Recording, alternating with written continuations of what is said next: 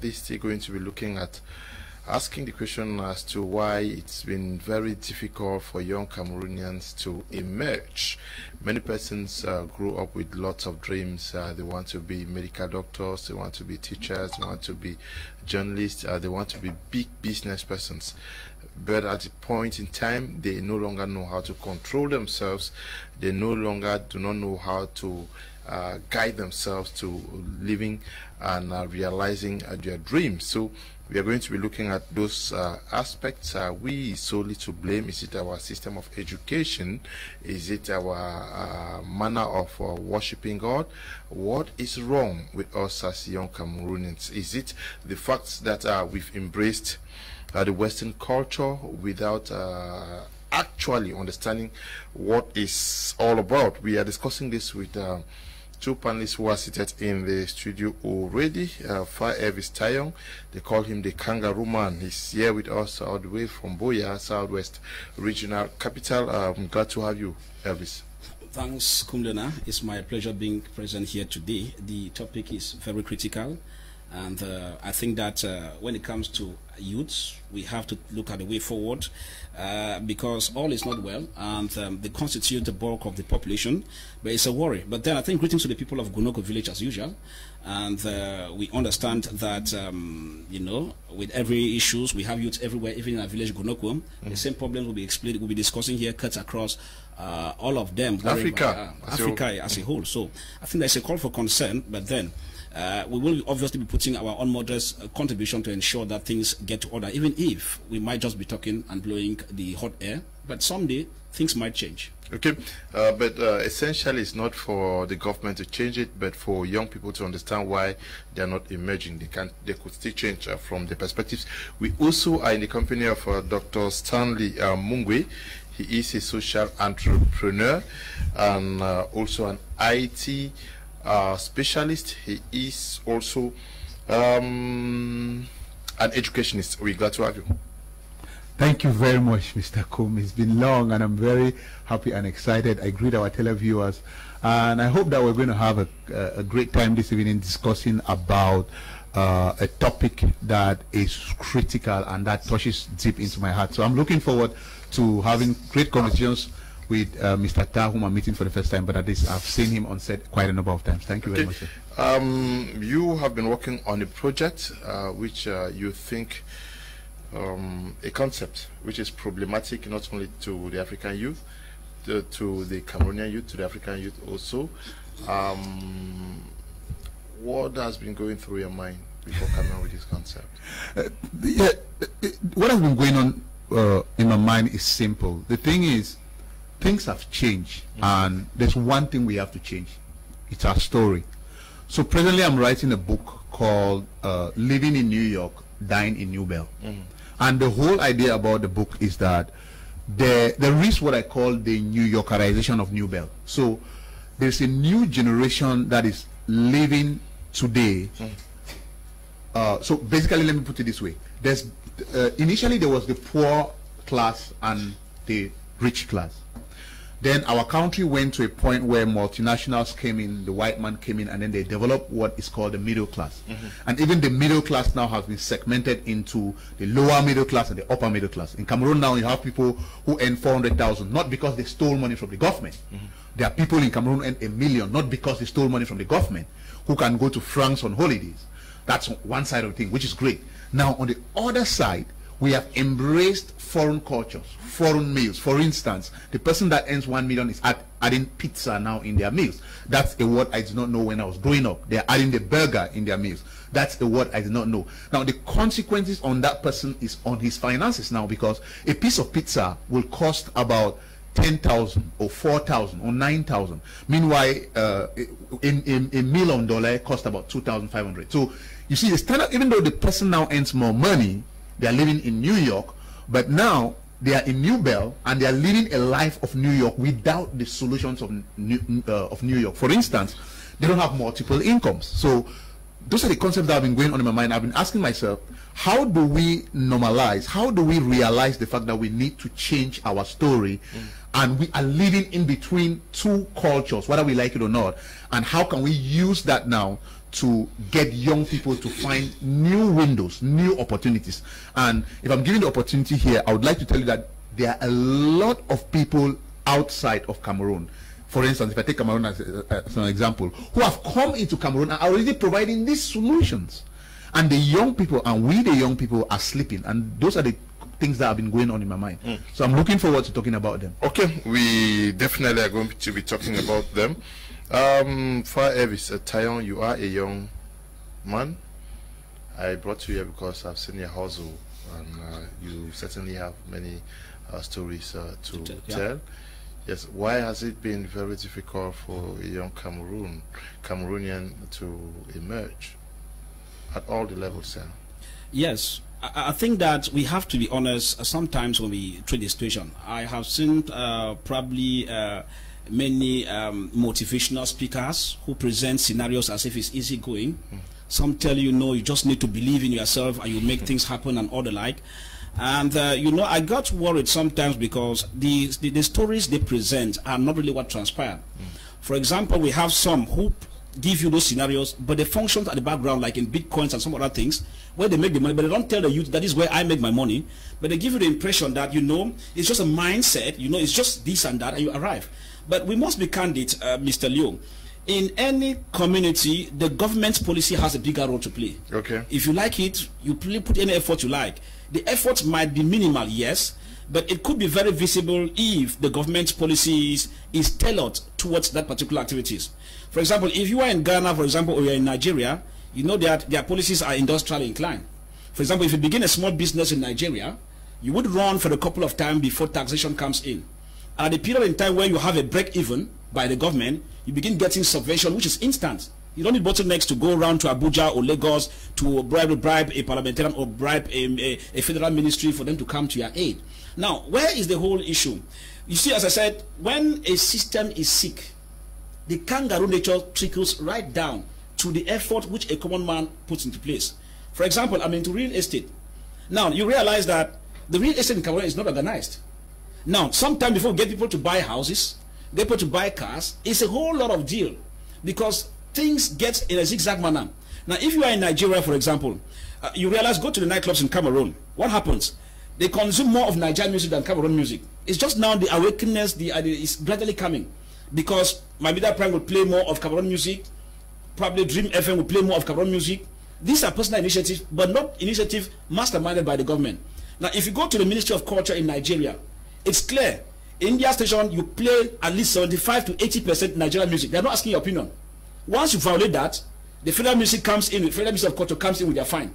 So you know that in the first thing, once you have a media organ, you have occasions. The laws are there guiding you that you have to pay attention to culture music, be it Yoruba music, Hausa music, or Igbo music. Now, in Cameroon, it's not a scenario.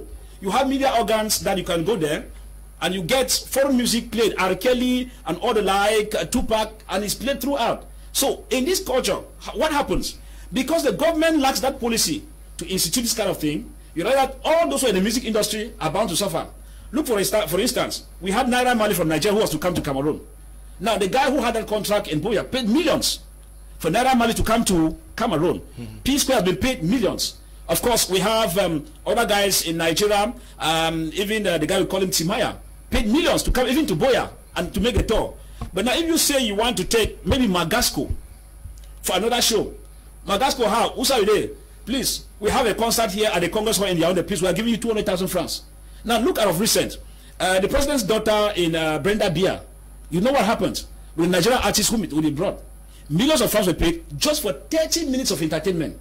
But you ask yourself, at the graduation of the kids who are schooling at the school at the presidency, now you will not get, when you get Cameroonian artists being brought, they are signing checks of 200,000 francs, but a foreign artist will be given paid the flight and paid millions to come and parade only for few. So you see, the government policy has an issue. That's why we say that we could put in so much effort.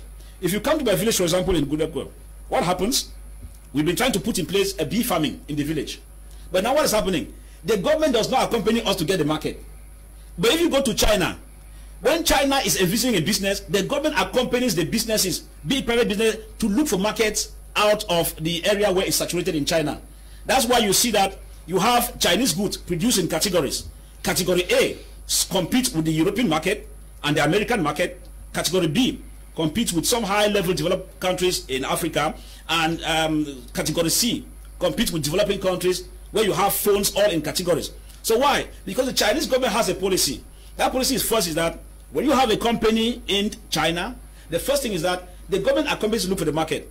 Why is the government doing so? Because the government, just like in Nigeria or South Africa, knows that the moment you grow in your industry, one, you help the government to employ persons that the government cannot employ. Two, you help to ameliorate living conditions of the people within that given area. Three, you will help to put the image of the country outside. See many phones made in China, made in China. You have dresses made in China. So the government has a policy to accompany that. But the moment you want to do that alone, we have even a grinding mill at the palace. We have library we have put at the palace in Gunoko. But what is happening? These things are only efforts of the elite. But if we're in a country that is not kangaroo, just by saying that we have crisis and the villagers are trying to put in place computer, the government will easily come to your aid and add you more computers so that the people should become computer literate in the hinterlands. You can imagine right in Gunoko. So we don't have the government policy to accompany us in the initiatives we have. Dr. Stanley Mungwe, I'll be quoting some of what you've written. You say it is absolutely possible to grow worse or to change into something monstrous. That said, the man who copies just about anything that bears the shine of modern civilization will both lose himself as well as undo what stamina he has left in the process. Yes. That we are caught between two cultures. We've lost our sense of creativity. We want to be the white man when we actually will never be white. Indeed, we will never be. Even though to an extent, like I said, there is the New Yorkerization of New Bell. You cannot change it. We are living in New York, in New Bell. And I'm very excited about this set, about how you choose the set, because when I was coming here today, I told myself I'll be very happy to have somebody with an opinion that is slightly at least opposite to my opinion about how we can develop the youths, so that so our viewers can have a richer experience. If not, we'll just be like parrot. I think Mr. Tam made a lot of great points. But before I go on talking about the fact that we are trapped between two cultures, let me just address a number of things that he said. I am not of the belief that we are going to solve the problem of this fish starting from the head. In my humble opinion, we have to change our story. We have to change our story. The story we started had always been that the government can help us.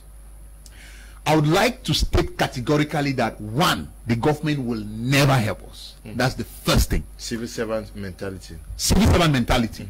And then now, two, the government doesn't help others as much as we think practically. And I'm saying so why? I spent 20 years of my life in Germany, in the UK, in America, in France, in Italy. You know, I don't know one European country I've not spent time with. I was like really moving around, trying to observe. In Germany, when a young man starts a business, on day one you are taxed for your information. You are taxed. In Germany, presently, I am highly taxed. As a matter of fact, some of the businesses I have in Cameroon, I have to use international tax consultants to help me not to pay a lot of taxes in Germany. So is it in the UK. So the imagination that we have, for instance, that in other countries businesses are not taxed, is a complete illusion. That these are theories that are not proven. And I think that sometimes it's good to approach people who have traveled around to compare. Let me give you yesterday, and I have it here in my phone. I went and wrote on my Facebook page, Mr. Kum, if you go on my Facebook page, you're going to see it. I said, I have an idea, and that idea is to, I want to prove some savings opportunities for business people in the Cameroon tax code. Just go to Facebook, search for Stanley Mungwe. You're going to see that code. It is the last quote on my Facebook page. And my dream was that Cameroonian youths were going to comment and say, wow. Because I even asked on that, is it a good idea or is it a stupid idea? You know what happened? I did not get any comment. But you know what I was doing yesterday with my time from 4 a.m. to 7 a.m.? I was studying the Cameroonian tax code 2021. Mr. Kum, you'll be shocked that in the Cameroonian tax code of 2021, let me tell you something. Social enterprises don't pay taxes, right? Cooperatives don't pay taxes. No taxes. That's a dream. You have what you call now groupement d'intérêt économique.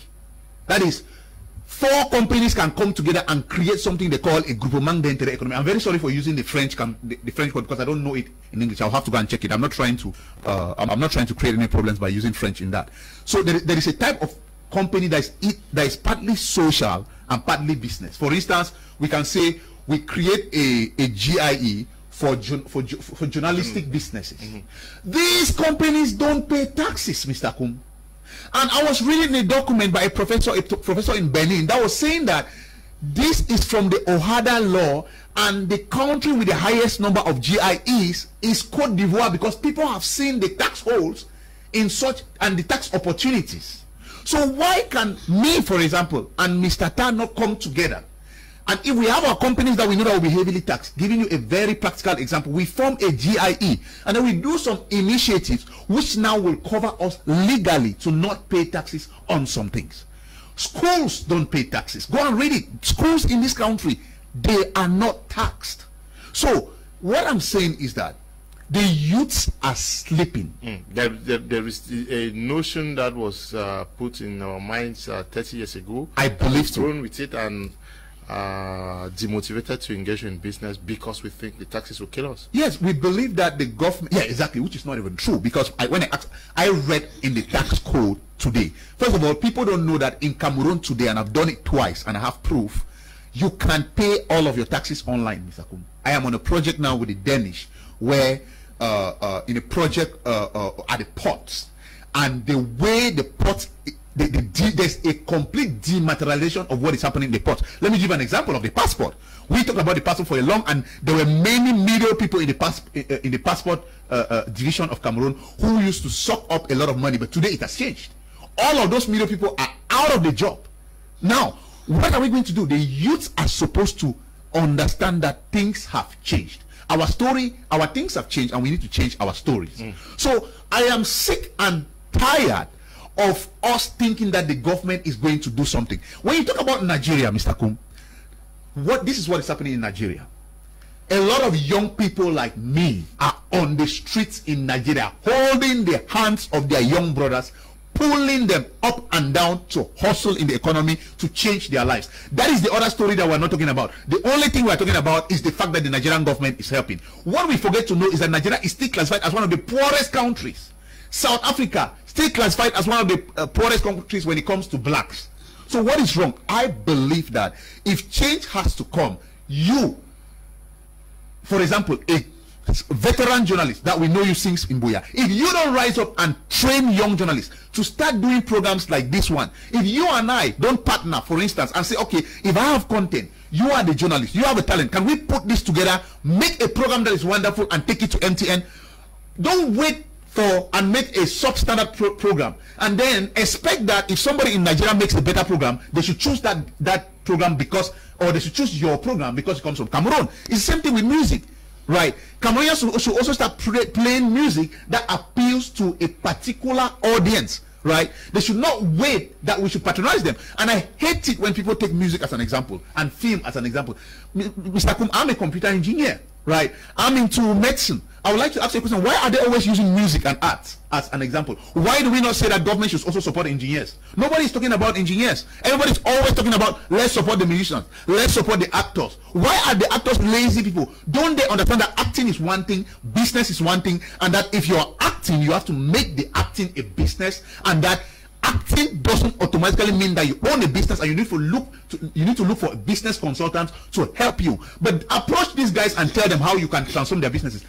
Mr. Kum, they are not going to listen to you. There's a young man who is in the newspaper industry. The other day I was having a conversation with him, and I told him, look, I can bring you content that will make your newspaper read, and it will change the way people read, and people will pay money. You know what he told me?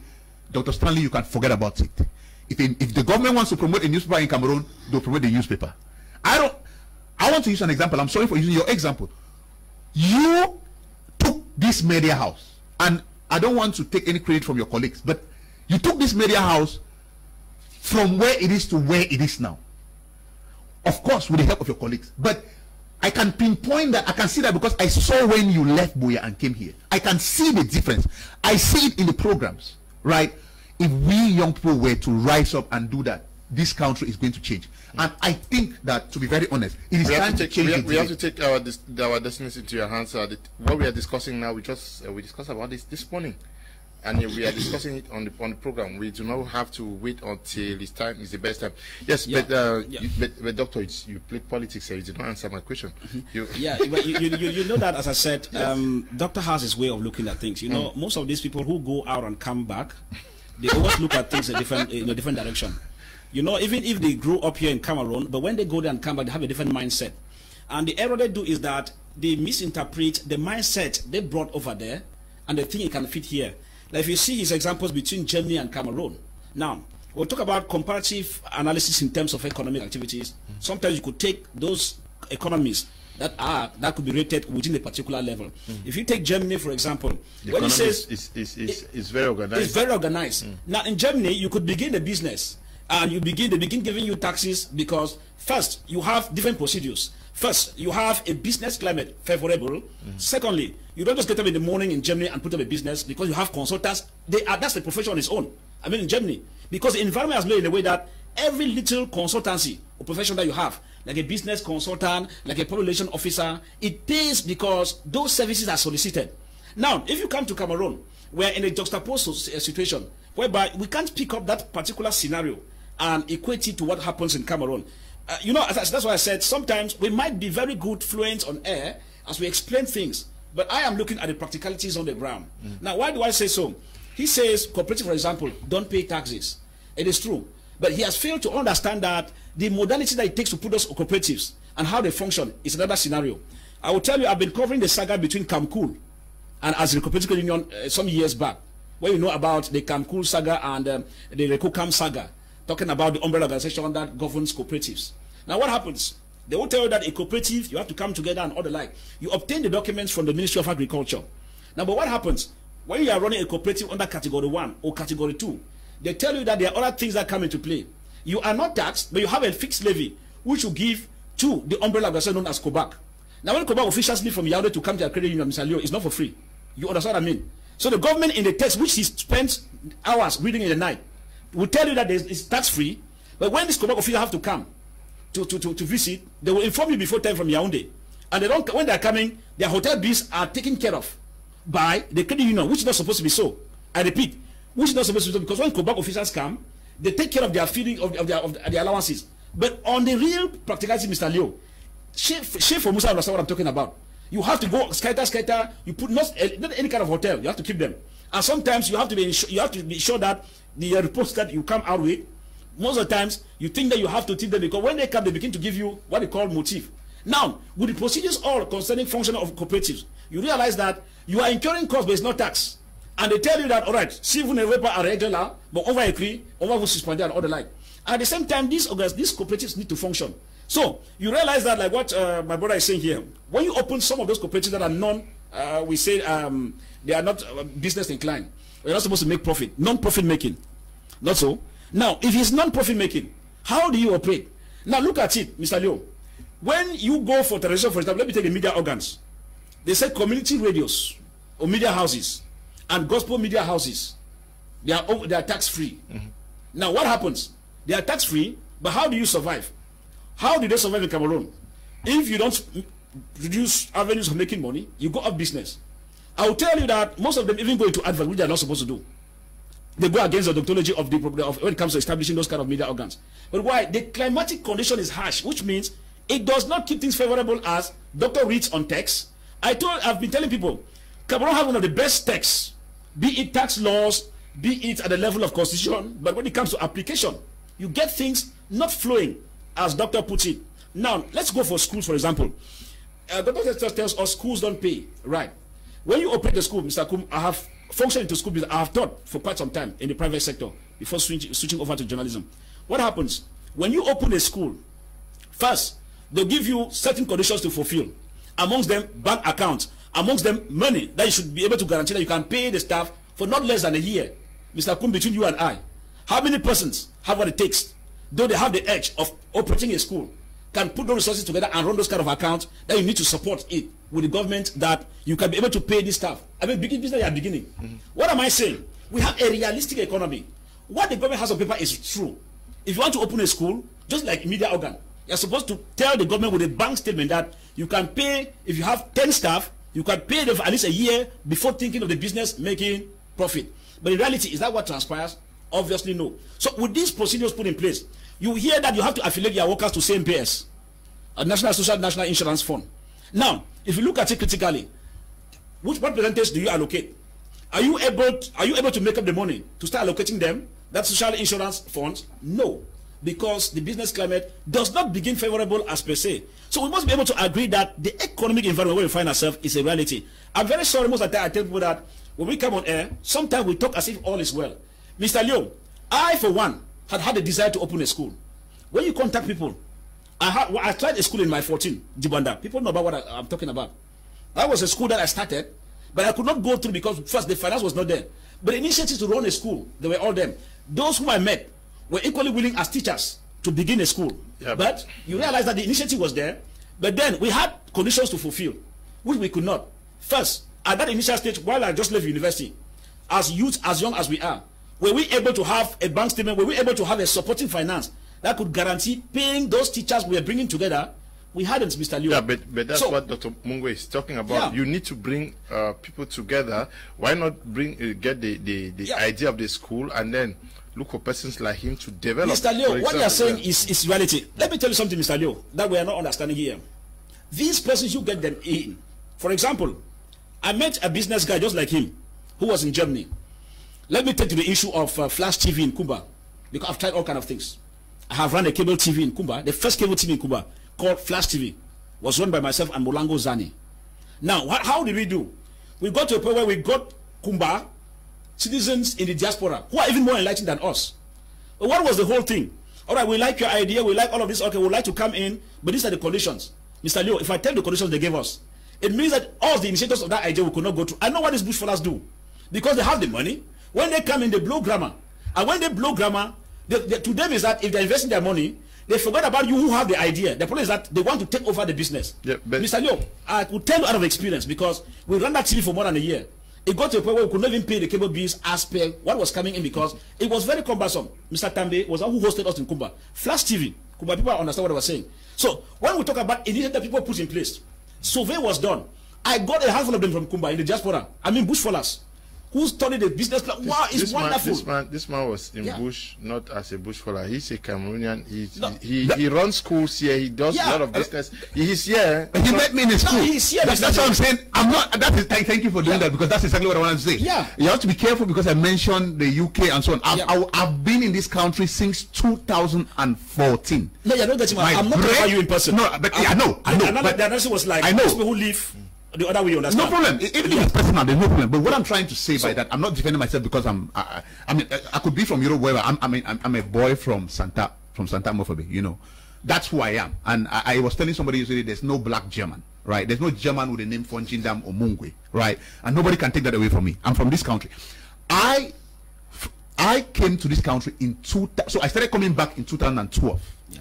In 2014, I had no other supporting financial transactions out of Cameroon. He knows we ran a school in Boya that took off from 0 students to 400 students before the crisis. I'll be honest with you, Mr. Ta. Sometimes I told Mr. Kundes, maybe some of these programs need to have follow-up. Maybe we should have initiatives of follow-up, whereby after such a debate, we follow up in the sense that maybe Mr. Ta and I should try an initiative. Because I'll be honest with you. Mr. Fa, sorry, Mr. Fa, I beg your pardon. I'm very sorry for that. I opened a school in Buya. I'll be honest with you. When I opened a school in Buya, I did not even have the documents to start with. There's even a prerogative in Cameroon that you can even start a school before you even go and register. Am I lying? There's a prerogative in Cameroon that you can do that. You can do that. It's illegal. They do it by illegal. Well, there's a progressive because they can even give because you could take the risk. They give you because a student collapses in your school. No. They can give you a document. Sometimes they give you a document they give you a permission to start, and then sometimes they give you a permission to open. There are two permissions. But what I'm saying by that is, let's just talk about taxes, because I want us to go on ground, Mr. Fa. I want us to go on ground because we're talking to youths, and I would like the youths to know that there are opportunities in this country. Now, am I saying there are no difficulties in this country? No. What I'm saying is this country has opened up so many opportunities, Mr. Fa, and that you and I, maybe what we should do is, instead of finding a problem to every solution, we should start finding a solution to every problem. I talk about taxation. I've been in Yaoundé. The school is in Yaoundé and in Douala.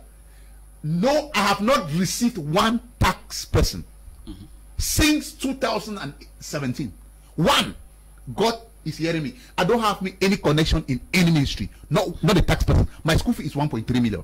So it's not even a cheap school fee. I've not received one taxation person. This school has been running. This country is a tax heaven. I've never seen a country like this. This is a tax heaven, my brother. I'm telling you the truth. In Germany, if I make 100,000 euros, I'm sorry for using Germany again, because again, you would say maybe you cannot compare the economy of Cameroon in Germany. The economy of the tax law in Cameroon states clearly. If you like, open your phone and read. I'll give you the document after this. You are taxed on profit. If you wait for the tax people to come to your place, that's when you have problems. It is online now. You can go and declare your taxes. Buy things from people who have receipts that you can be able to prove to the government that I spend this amount. But do you know what happens? When you even declare taxes, you don't even send receipts. You just declare the amount and pay. And then if the government is checking, I am saying what I'm doing, and I can prove it after this meeting. I can show you my what they call non-relevance. There are practical openings in this country, my brother. Are there still bottlenecks? Are there still bottlenecks? Yes. But are there openings? There are crazy openings. You talk. Okay, let's take a couple of businesses where I've started bringing up some ideas that I'm putting in the book. The hotel where I am now, I've been between Crise and Douala for about a month. I've spent more than 900,000 in hotel. So the other day I was asking myself, but wait, why are there not people like me who come in the hotels? So sometimes I get up, and because I'm so busy, I pay a taxi driver to go and buy food and bring to me. So I said, what I'm going to do is that I'm going to go to the hotels and rent their room for 2 months, like 5 rooms, right? Then I'm going to go online and sell those rooms to people who are like me. What am I going to do? I'm going to find errand boys and say, okay, I'll give you a hotel room, I'll give you an errand boy, I'll deliver food to you, and then a hotel room that charges, that they were supposed to charge 30,000, I'm going to charge them 50,000. They'll be very happy. I'll take the 20,000 and I'll divide, and by the time I divide it to the other boys, I'll have 5,000 in my pocket. You don't need the government for such ideas. Like, right? There are opportunities in this country, my brother. What I'm writing in my book, right, is that what you fail to understand is that, okay, Mr. Kum, how can you say there are no opportunities in this country? Let me tell you, I was talking to the Director General of one of the multinationals in Cameroon, a supermarket. He told me, Dr. Mungo, you know what? I said, no. He said, I cannot leave Cameroon. He said, if the mother company in France transfers me to France, transfers me to any other country in the world, I'm coming back to Cameroon. I'll resign. I said, why? You know what he told me? He said, Cameroon is the only country in the world where you come there, the same thing that the people have there, you take it, wipe it, sell it at 10 times the price. People will buy. I said, are you serious? He said, yes. He said, do you know what I'm selling in Cameroon? I'm making a lot of money. I said, no. He said, puff puff and beans. He said, I make shades. The same puff puff and beans I sold 5 meters away at 300. I'm selling it at 2,000 with folore. And I've written there, les produits du Cameroun. And Cameroonians are buying. Pizza Hut just started in Douala. I almost cried. Pizza in the UK is 4 pounds. Mr. Kum, is considered as a cheap product because it's unhealthy. But what is happening in this country? We are eating pizza for 10,000, Mr. Kum.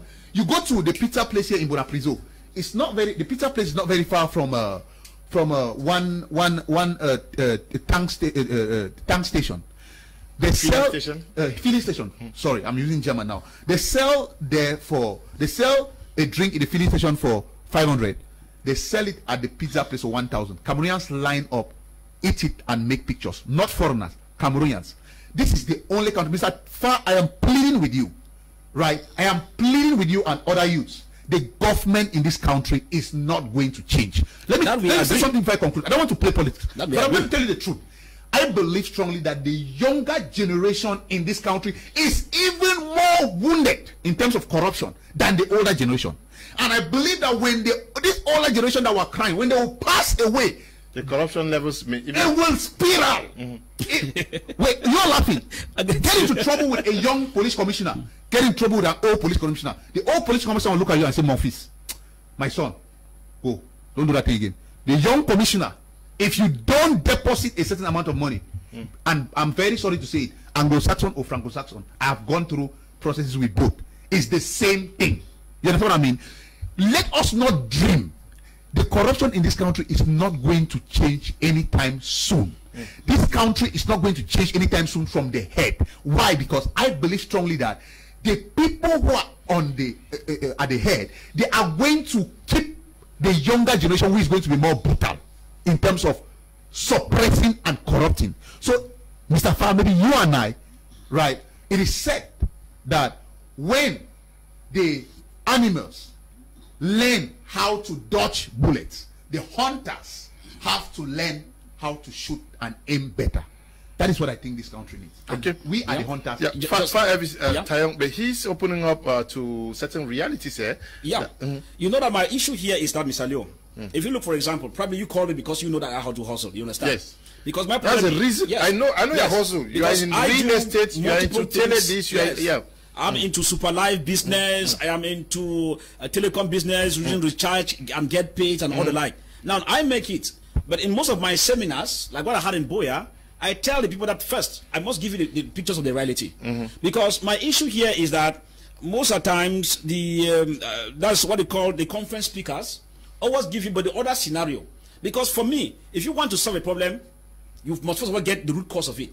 Now, if you ignore the root cause and make people understand that no, this thing can just be like that. I will tell you, for example, Mr. Leo, all what doctor has said, they are factual, but they must go with some degree of sacrifice, which we agree, and they must go with some degree of finance. It's like we're here sometime on the platform, and one of our panelists said, no, I can begin business with 0 francs. I said, no, it's impossible. Just like they'll tell you agriculture, there's land everywhere.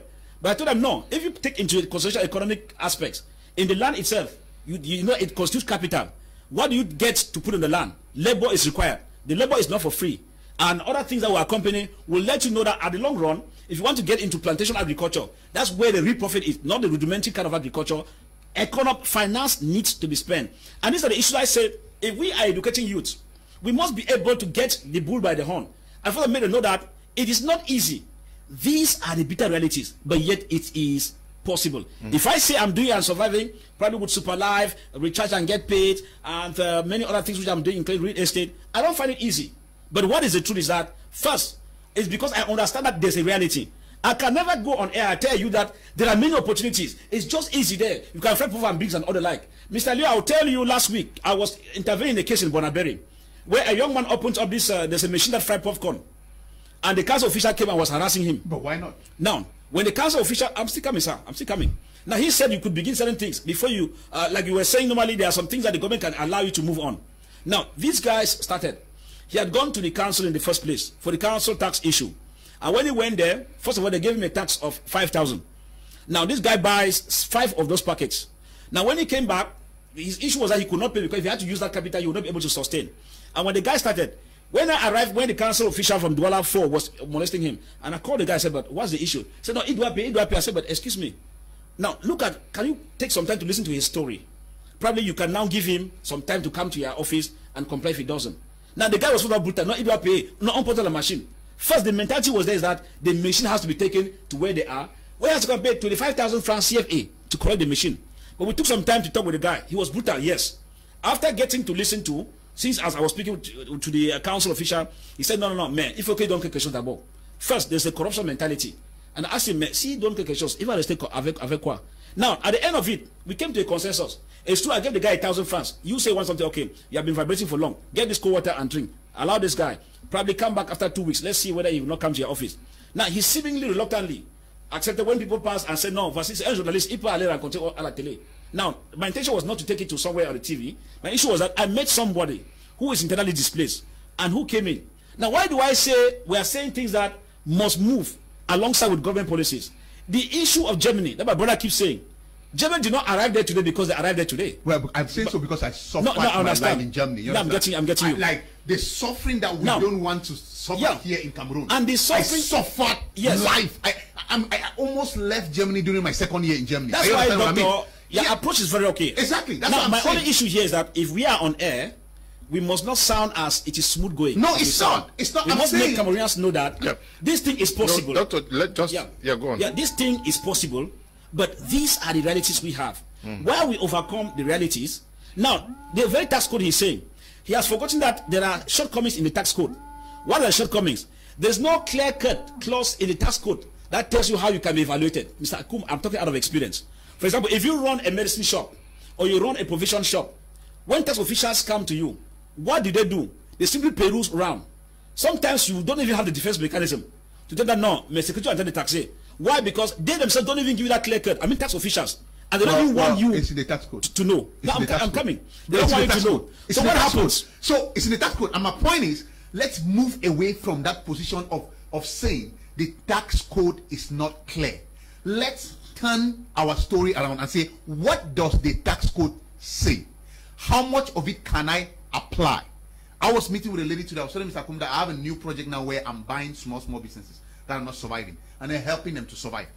I asked the lady, do you keep record of your books? She said, no. Do you keep the receipts when you buy something? She said, no. Do you agree with me that there are many business people in Cameroon that don't do that? There are. So Very do obvious. that first. There are. And trust me, there's a tax code, and online you can declare your taxes. And I do that, right? And nobody has ever harassed me. So why don't we do that and then get the harassment? Why do we accept to play the victim continually?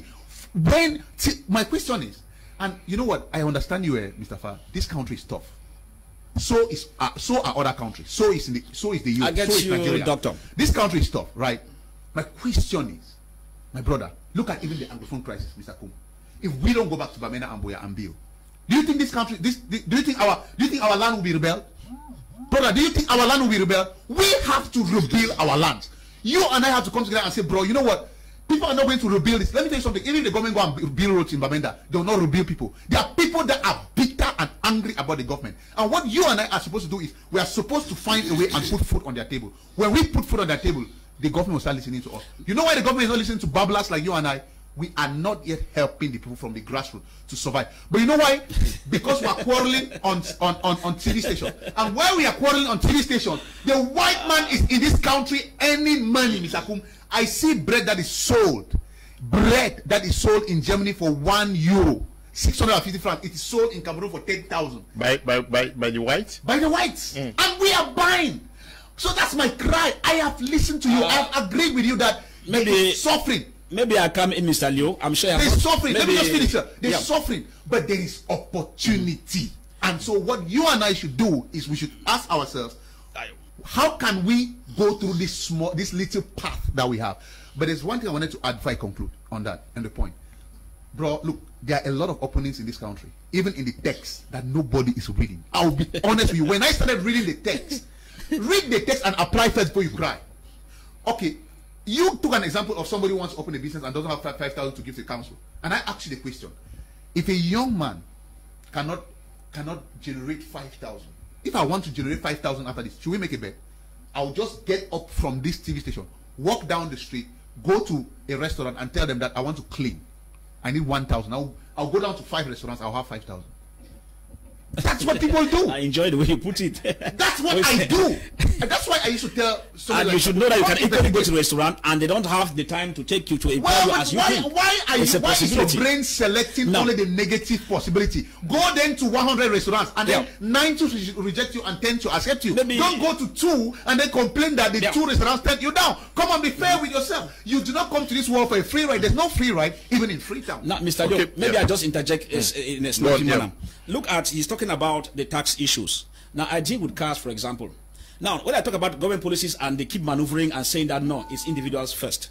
Now, where I sell cars, we've had situations whereby the cars come to the poor, it passes through the custom duties and it gets in. Now, do you know the other operation the Ministry of Finance under Custom is doing now? Of course, we have the system whereby they go back in town and they catch the vehicles, and then they tell that it was undertaxed. You get the point? Has been pounded.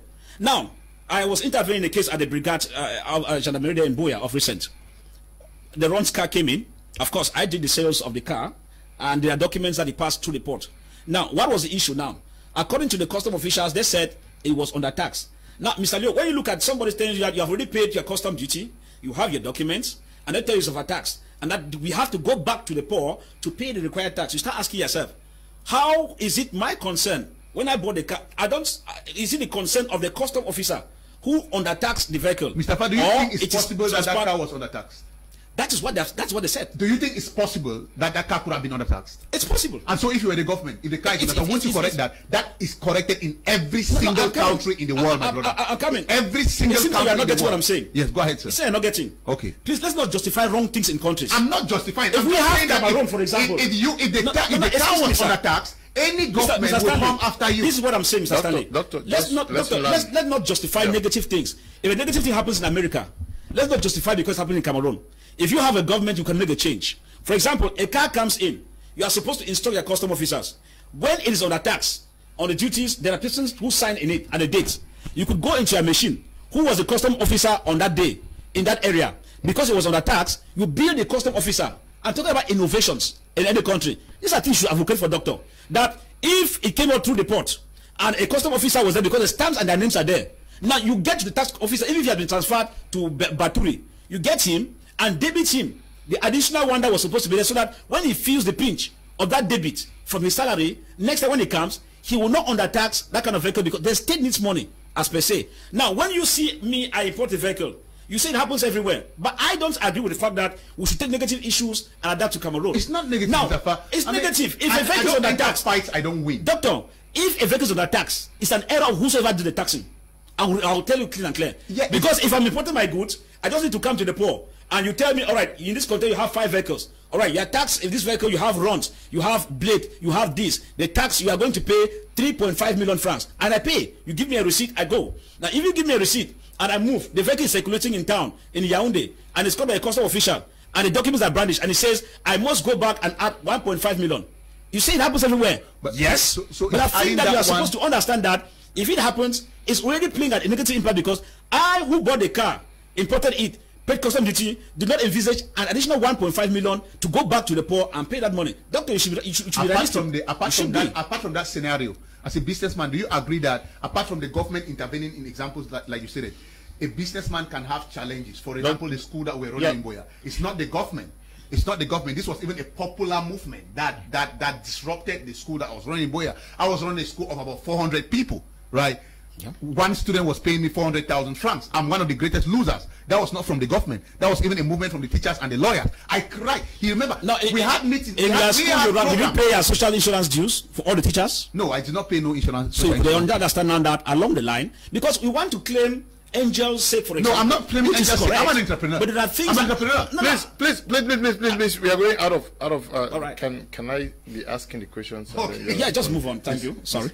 We are talking about why it's been very difficult for young people to emerge in Cameroon. Yeah.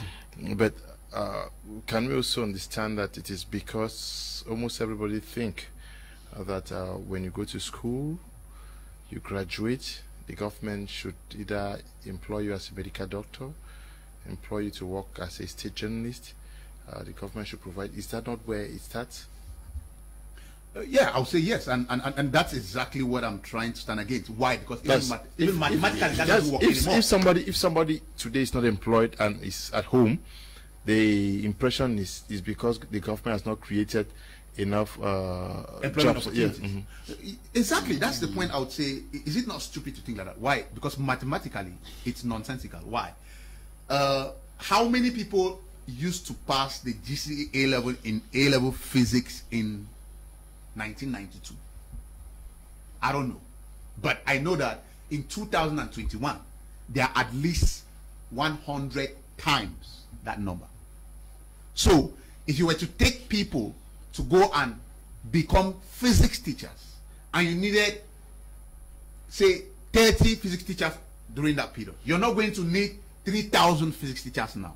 So the government cannot, the proportion of the increase in population beats government action, whether you like it or not. And again, I'm sorry to say, it's not only in Cameroon. The population is increasing faster than the government can catch up with providing opportunities to people. And that's where our country had a problem, Mr. Liu.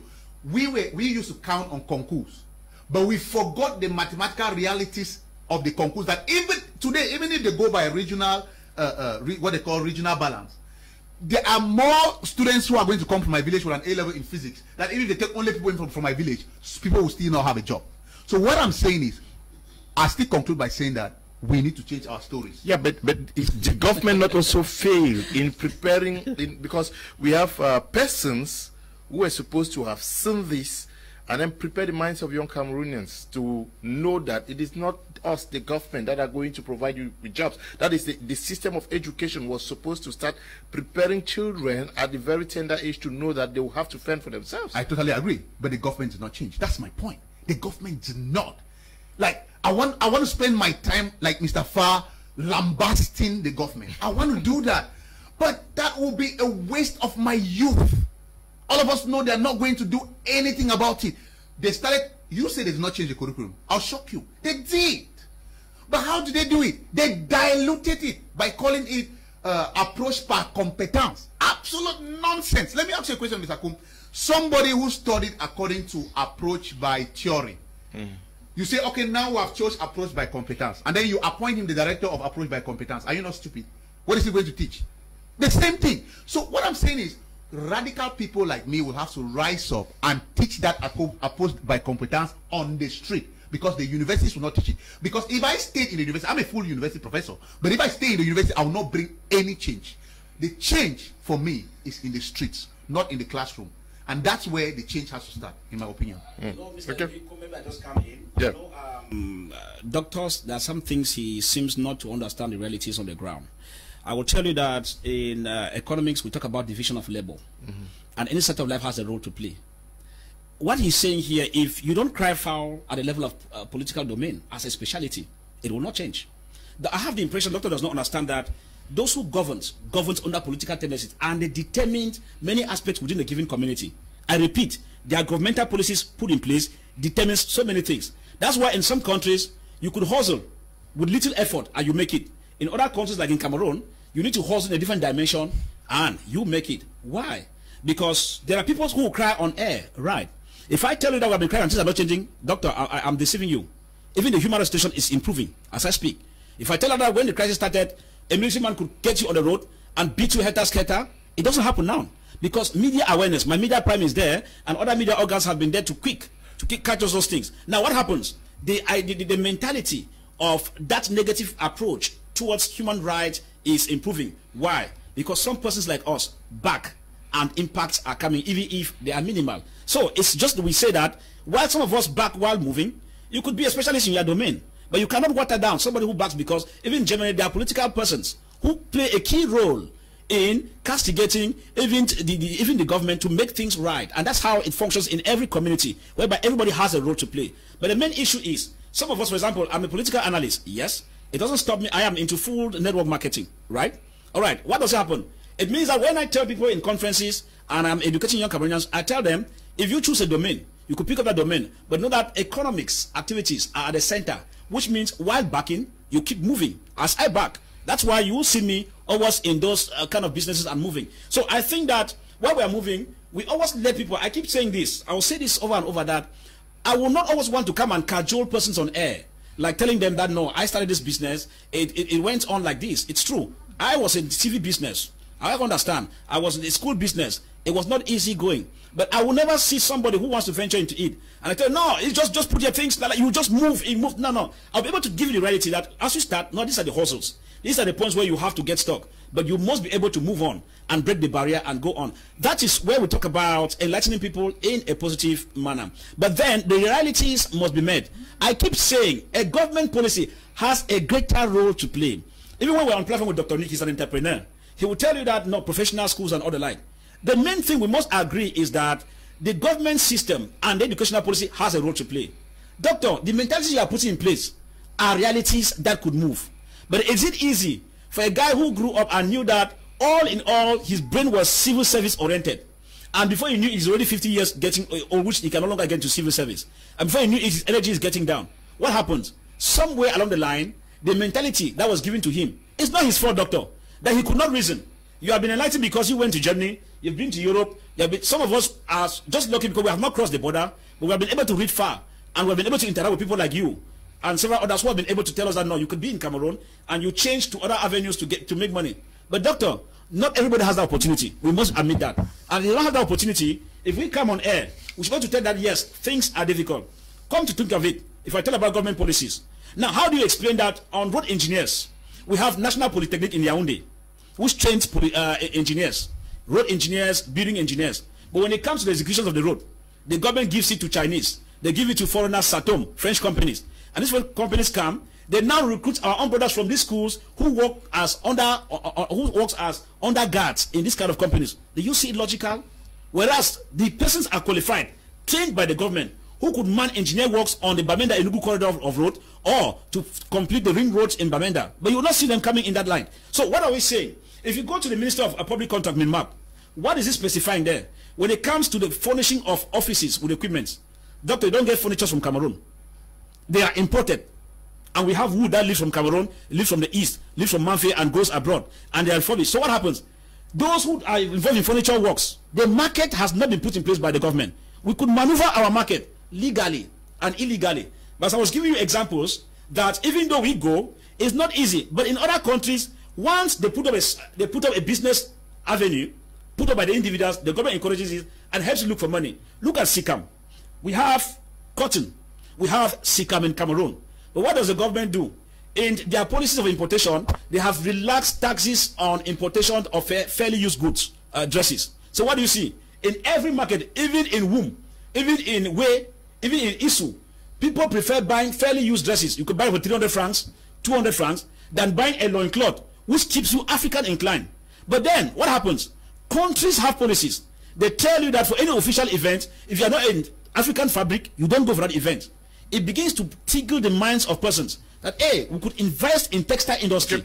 Hey, invest in this. Yeah, so I get it. Very balanced. He says that government should do it. You think that Cameroonians themselves should take this seize these opportunities, because according to you, government will hardly change, because because you have the impression that even if the government were to change, those who are going to be stepping into the shoes of the current government are going to be worse than that. But let's look at the presence of these multinationals. How do we understand that they make it so big easily in Cameroon? How do they see the goal in Cameroon that we fail to see? That's exactly the point I was going to make. Thank God you asked this question. Mr. Fa, I would like you to listen carefully to me. I think we've settled this debate, right? And the debate was on to us learning, and I've learned a lot, and I want to be grateful about that. I think we should move forward. Yeah. The opportunities I see in this country are, we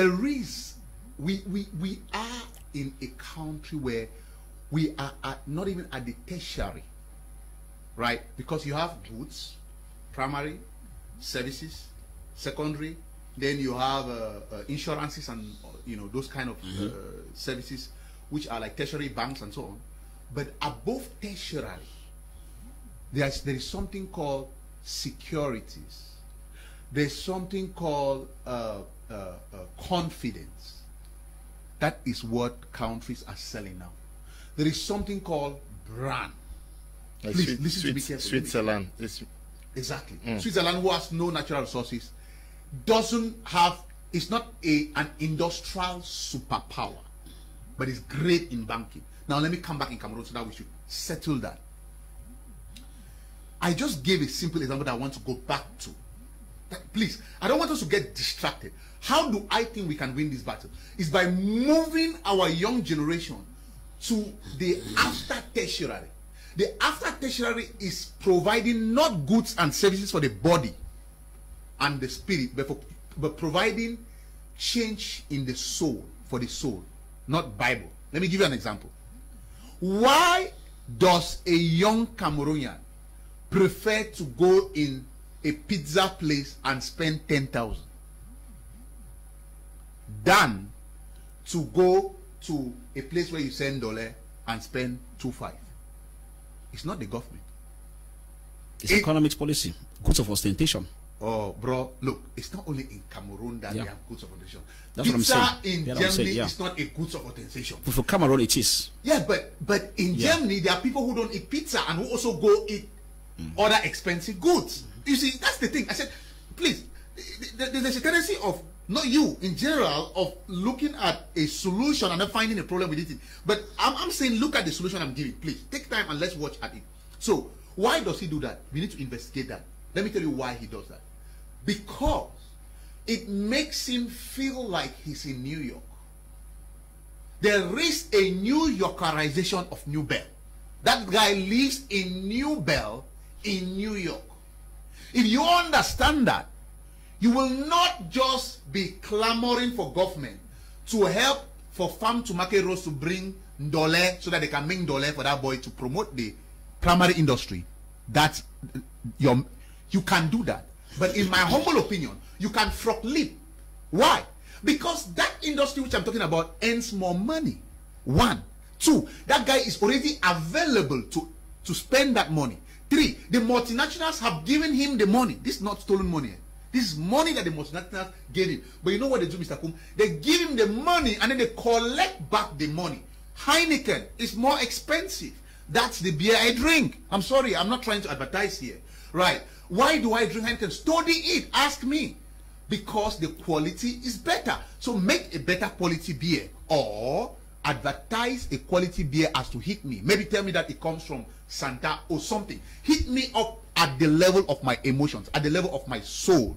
That's why I used to like a concept like Chop a Yamo. But what did they do? They messed it up, I would say. And without advertising. No. That okay. I won't permit that you run down somebody's business. Okay, I wouldn't do that. But what I'm trying to say is that let me just draw this thought to the end. I'm enjoying Dr. Yeah. Let me just draw this thought to the end. Yeah. You said you are in multi-level marketing, right? And you're selling Superlife. I know that. I'm into Superlife too. But how do I sell Superlife? I'll shock you the way I sell Superlife. I'll just give you an example and you understand what I do. I don't count just on the returns I get by getting people on board to buy those products. I sell consultations. I sell massage. I sell advice on nutrition. After this, I will show you my documents. So I make a nutrition plan for a parent and I sell it to them and I have them pay for somebody and I have them pay every month for that. Which means that what if you take away Superlife from me, I am solving a fundamental problem, which is making that health sustainable. Because sometimes when people take those drugs, after a while, I'm sure you've had those things, where people take that drug, they feel fine, and then after a while, they go back again to their original condition. But if they were eating right, behaving right, not stressing, they will not go back to their original condition. That is another level of the industry, which I believe that we could tap into, right, and do. But that's not what we are doing, because we are too distracted fighting the government at the primary and the secondary and the tertiary level. That's the solution I'm proposing. Okay, that's the solution you are proposing. I'll come back to you, Elvis Tayon. He says that we want to leave New York, but it's true, because after this we may just go down to Bonamusadi.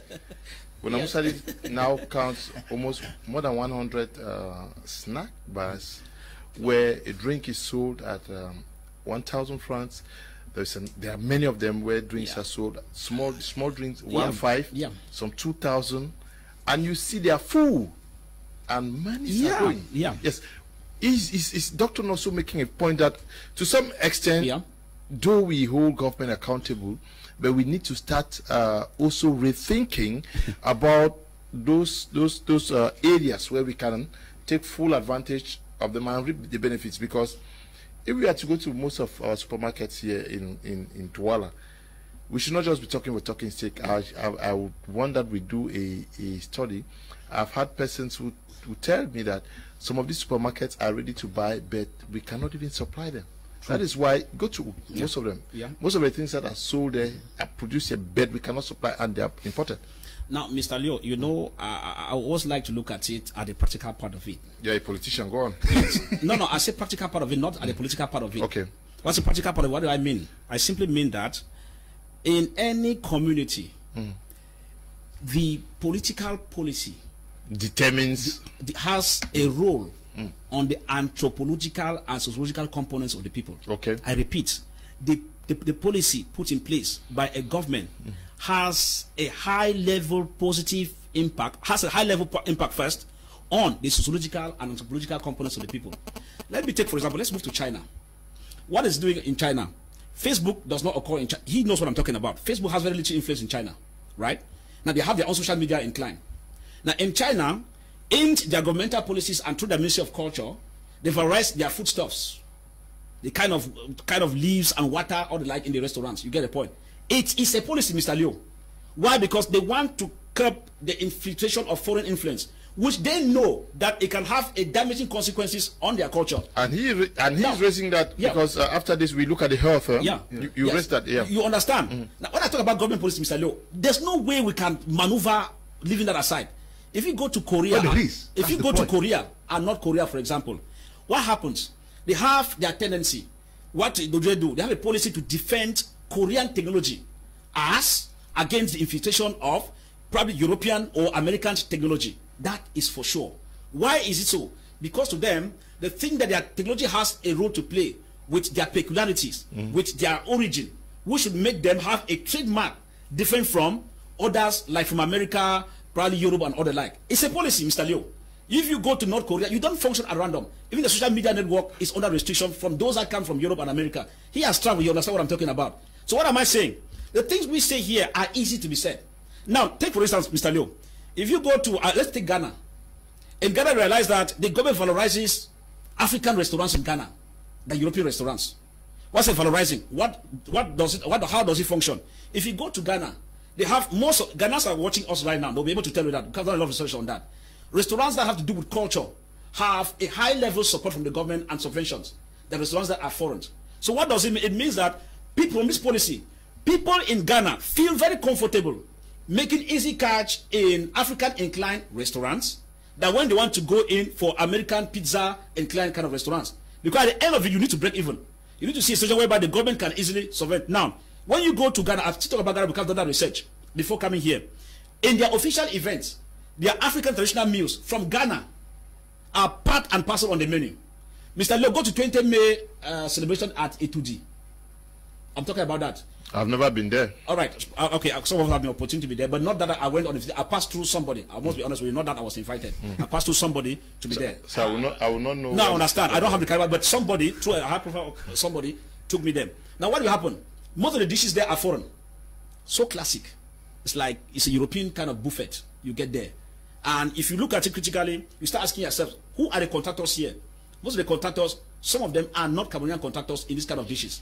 Now, what tells you? It tells you that the government itself has a role to, I've said the policy has a role to play, Mr. Liu. Now, a Cameroonian want to feel Europe or America while in Bonamusadi. Because in the mentality, the government itself does not have, their policies, for example, are still maintaining Ghana. You have several restaurants in Ghana that have names pertaining to particular localities in Ghana. You got a point. So when you go for your creation, the service that is responsible in the commercialization of your company advises you, we prefer you take this name or you choose a name that relates to either Gold Coast or something else in Ghana. They give you the advantages of that, Mr. Liu, and you move into it. I tell you Ghana because I have done that research. Ghanaians are listening to me what I'm saying here. So if you look at this kind of economy, you realize that you will not have a restaurant in Bonamusa and you say American restaurant or you say Chicago restaurant. Why not? No, I'm coming, sir. Why not? When you say why not, it's a possibility. Globalization, as a political scientist, I thought globalization is one of the realities. No, you don't understand what I'm saying. It looks like you are not getting me here. I'm getting you. Well, I'm saying that if you go to Ghana, there are restaurants that have those kind of names. But I'm saying that the policy has valorized in such a way that people move more on promoting the one around them because to them they believe that first they are building up the touristic sector in Ghana very seriously.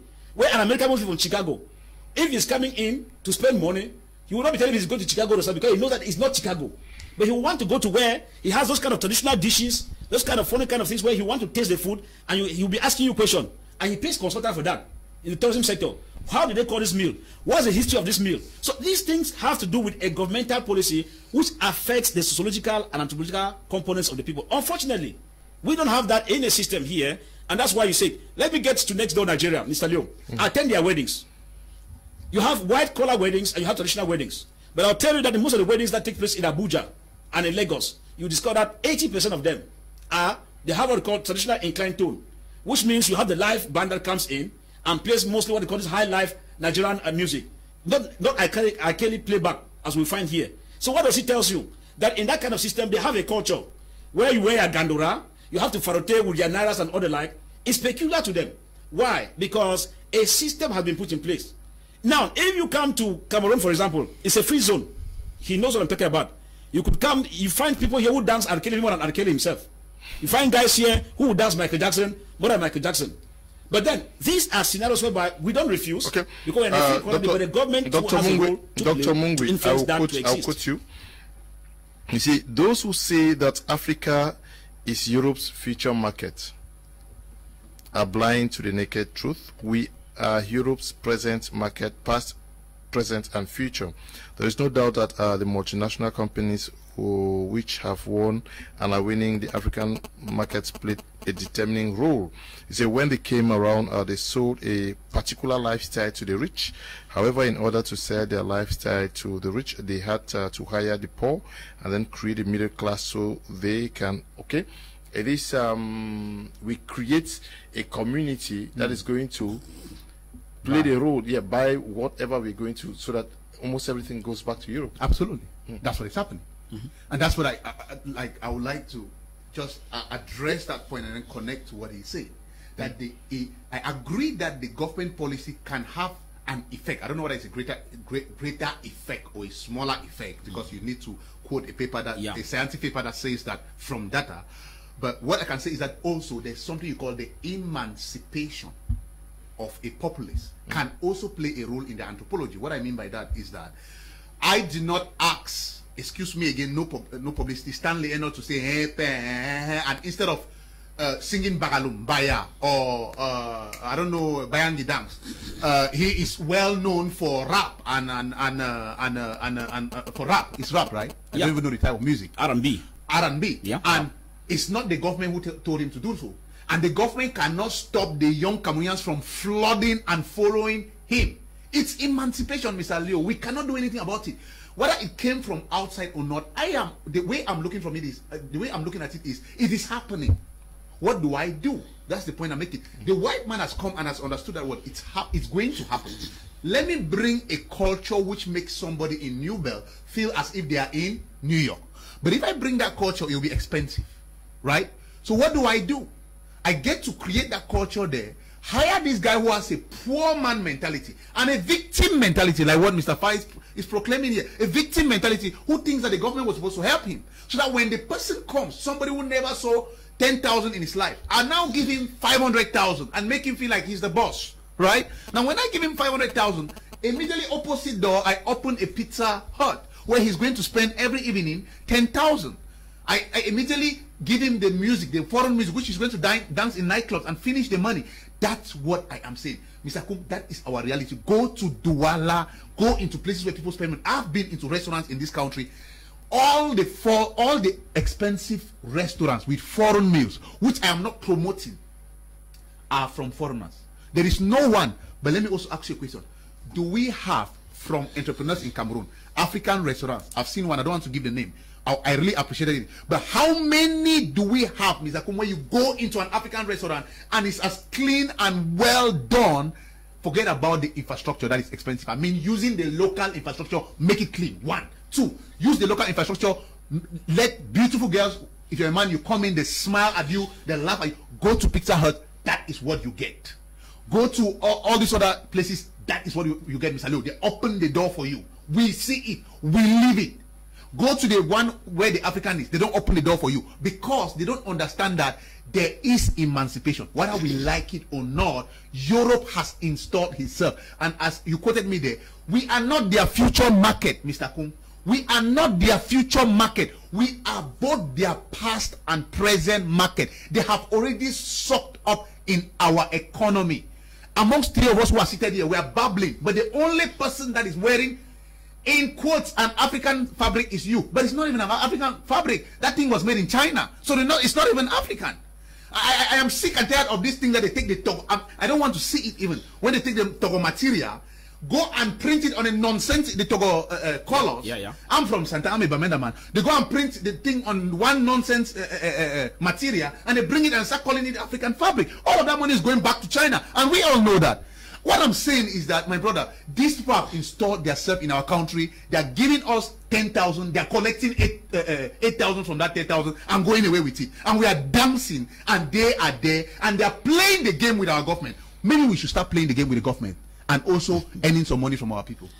Right. Maybe Mr. Lee, just come in. You know, I got Dr. Stanley talking about the sucking of the economy. You know, as I said, there is no way you can analyze an economic aspect of a community without touching on the government or the politics. Now, look at the sucking of the economy. You realize that we are living in a what they call colonial period in disguise. Doctor knows what I'm talking about. That most of the policies we have here are determined by those from the West through secret trade agreements that have an impact. Now, if you ask me, why is it that probably foreign businesses are flourishing? The Chinese are almost there are bilateral economic ties that are signed between Cameroon government and these governments that keeps them on a favorable condition in terms of trade, which outsmart us. I am talking out of proofs. Doctor, that is too theoretical, my brother. If you and I decide now to open a great restaurant, what do I say now? If you and I decide now to open a great restaurant and even start selling the pizza, because you know what, you're not even going to stop. I'm sorry, you are not even going to be able to stop the boys from eating that pizza, and the boys and girls. The government is not going to be able to stop them from eating that pizza. Why don't you and I sell the pizza? Now, can I come, Mr. Liu? Yes, just when I say these favorable conditions, when you run a business, cost is incurred. We should be honest with that. We don't talk like we are talking in the air. When you run a business, there are certain things you take into consideration. Labor is there, your rent is there, your light is there. If you have security and if you fall under labor, you get a point. All these things explains why when you want to make a profit, you get it and cut it across to all these various costs. Then you're able to know what you are left. Now, another person who comes in that very business, probably putting in place the same capital that you are putting into place, will enjoy a higher turnover than you, because he will be going through some of these things with some lower amount of tax exemptions, which you are not going, yet all of you are getting customers. Now, he made mention of the issue of the restaurant, like those ones are well kept, like the foreign restaurants, you know, they have kind of good services. But we have African restaurants, Mr. Leo, we have either we eat achu in Bonaberry, it's classic. I think we should not undermine that Africans are not coming up. In Bamenda, there are either we eat achu in Quen, Commercial Avenue. I used to go there, behind Bisek Bank in Bamenda, which is classic. Purely achu. Even you are doing free publicity here now. No, it's African food, sir. You pay for now, that. So you realize here that in these kind of areas, the scenario of like saying that probably you will not get this kind of service is no longer there. You have IDPs, for example, who have equally gotten jobs through this kind of avenues, which they keep some of us comfortable when we go to eat in these kind of avenues. But what am I saying here is that when you compare foreign businesses that do well here, their modus operandi, Mr. Liu, it's not the same with us. But we cannot commit. I'm not saying that we cannot compare with them, but we compare at different frequencies. I will tell you, for example, if you go to Aqua, look at the Chinese companies that are running there. Mr. Lo, let me ask you a question. Anyway, I don't want to go to them because, anyway, but he will be able to do the investigation. Look at their tax that they pay. Look at their tax code, or the tax modem that they give in, as far as the bilateral relation between Cameroon and China is concerned, and that of Cameroon. There are two things completely different. One, they have a favorable condition in setting up their businesses, which will not be the same. It's a fact. Can I ask you a question? Unless you want to their favorable condition stop us from finding our ways? That's the difference between the debate that you and I are having. I keep talking about the solution, it doesn't and stop. You keep talking about the problem. But and I'm not denying the problem. I'm saying the risk is. I don't deny it. Yes. But let me tell you something. If I were to open a great restaurant, I could use something which the white man doesn't have, which is what I'm using in this country. I could call Mr. Fa and say, Mr. Fa, look at the cab you're wearing. Maybe you are a notable in your village. If you have a title in the village, I'll add your title. I'll say, you've got to come and eat here. There are also anthropological factors I can use for my own good. You're laughing, but it's true. But why don't That's marketing, right? Of course. That's the point. So I'm saying, why don't we spend some time sweating the solution? Good. I've already agreed, my brother, but we cried even the Anglophone crisis until finally all of us, I'm sorry to go a bit out, all of us are agreeing today, all of us who are thinkers, Anglophone thinkers are agreeing today that we need to rebuild our land. We need to rebuild our land. Are you done with the analysis? Yes. Because my next question to you is that because we are in New Bell and living in New York, it's come with you say the Europeans have installed themselves here. It has come with natural consequence of this warring trend. Is that people are dying of diseases that were hitherto foreign to our culture? Indeed, that's one of the points I'm making. On one side, it's a bad thing. On another side, it's an opportunity. That's what I forgot about in the book. So the fact that we are living in New York and in New Bell, bro, I don't know how old you are, but the word pizza to me, that the first time I heard pizza is when I went to Germany. After I was 2 years in Germany, that's when I tested pizza on my mind. I did not know the meaning of pizza. 1, 2, I never know the meaning of burger. I never had a word like that. 3, now let me go on the health part.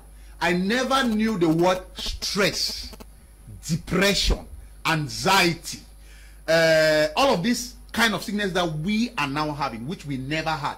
Menstrual pain, one of the things that I cure proudly. I have examples that the white man has been unable to cure. I cure just with food. What he is selling is food that he's selling, and very expensive. The super life products, they're very expensive. Why don't we compose those products? That's what I'm talking about. And so this lifestyle that they have forced on us, based on the policies that the government signed, I agree with you, Mr. Kum. Yes, the government has signed the policies. The white man has come with a new culture. They have forced it on us. What should we do? Should we continue crying? Well, no. My point is, can we look at it and say, wait, we can see a hole in there, and we can go in there and grab something from it? That's my point I'm making. I'm not denying the fact. So on one side, this lifestyle, the lifestyle of drinking too much, dancing too much, partying too much. Mr. Kum, when you and I grew up, okay, let me give you another example.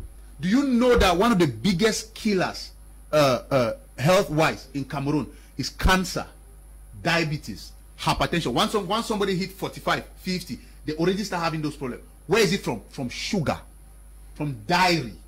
Do you know that when we grew up, my brother, was sugar in our diet? You were eating your achu, that you're talking about, eating your arrow. Growing up, how many times did you drink yaourt? Do you know how bad yaourt is for us?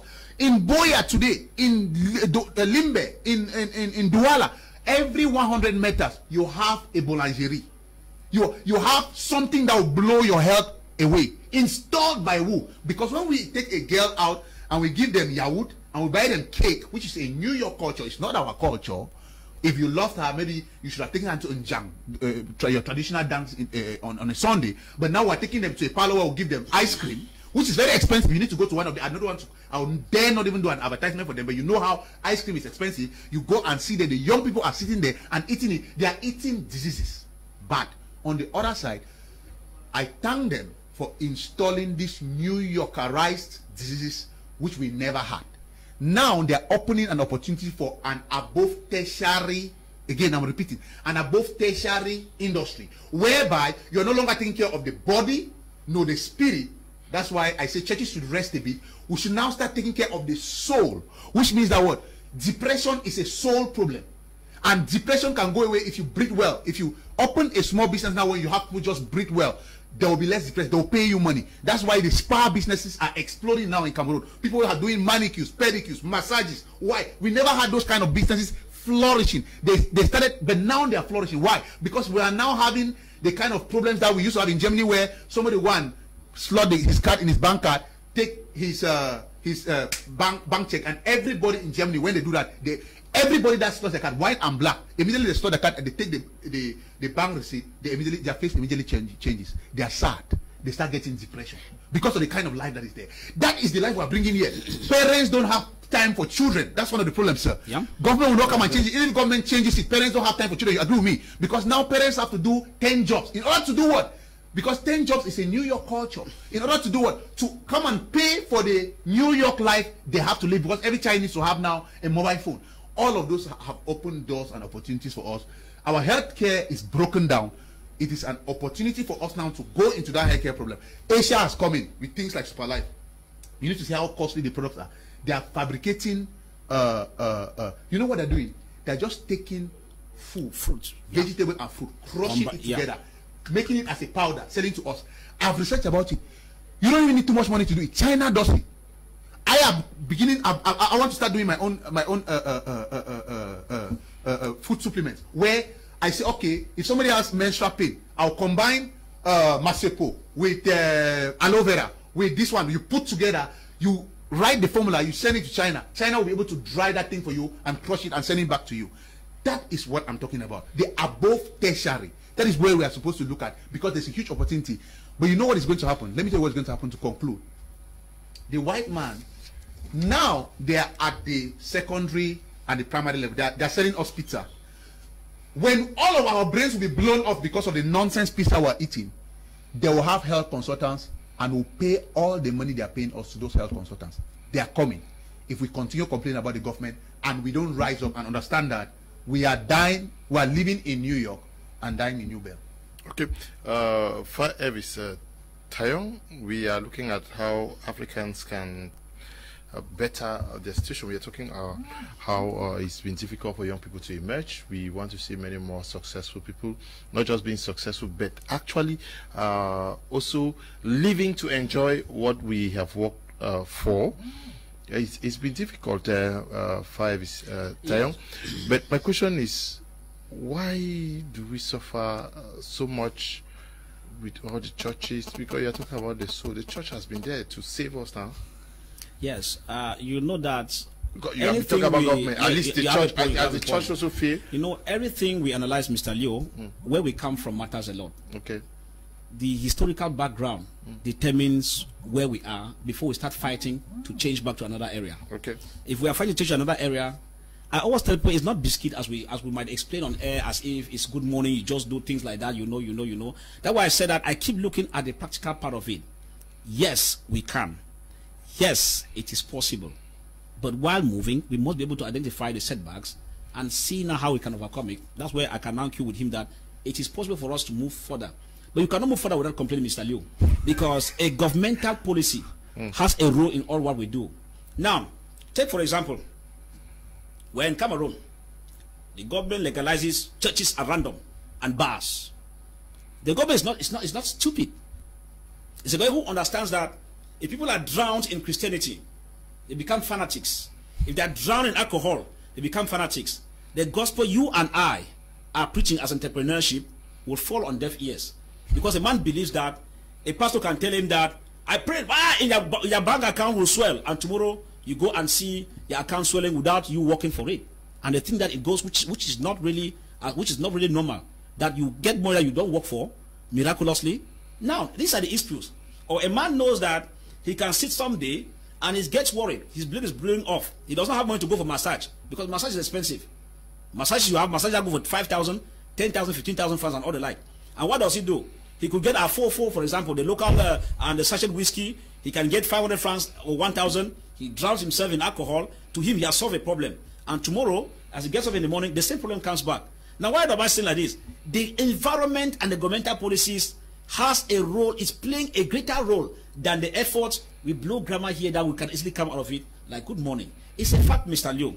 Now, I said that it's deliberate. The government is putting it deliberate. So that we sink all ourselves into ideologies that will disturb us from focusing on changing the government. That's why I said all those who cry foul on government's bad policy are doing extremely well. Because if they were not crying foul, Mr. Liu, the government would have been traveling on you and I. Even you who come from Europe, the government would have told you, sit down, and you sit down. But hey, the government will be afraid of, but if they tell Dr. Stanley, sit down, hey, Mr. Fa can cry foul, and it could be an aspect to tarnish the image of the country that they don't want investors or probably their own nationals to come back and invest.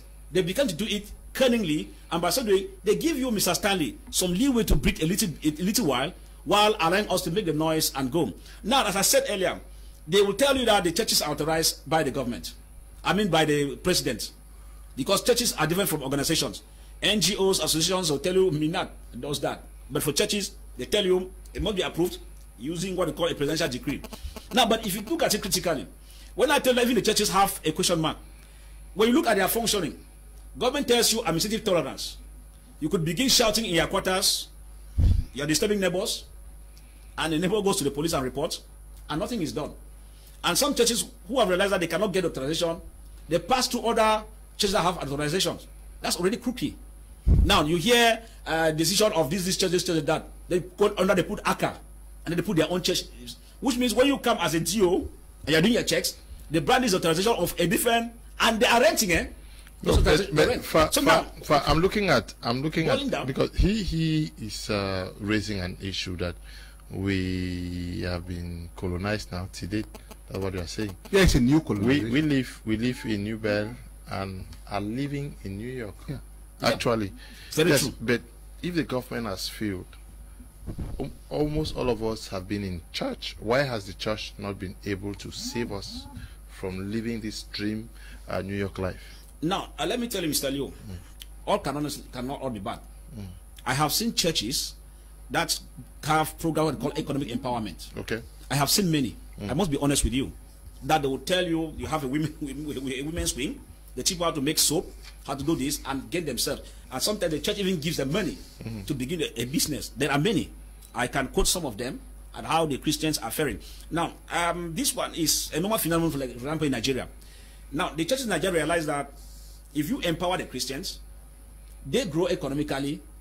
The feedback that you get in terms of their tithes increases, and it makes the church richer. If you see, for example, Dr. Oyedepo making billions as rich, it's not because he's just, what happens, having a university, having businesses, is because he believes that if you empower these people while preaching your spirituality, they too, when they grow, though they maintain the spiritual aspect of it, the end result is that the feedback triggers back to you in the church, because a man who could not give a tithe of 1,000 francs, now flourishing in business, can now give 100,000 francs as tithe. It is a church project.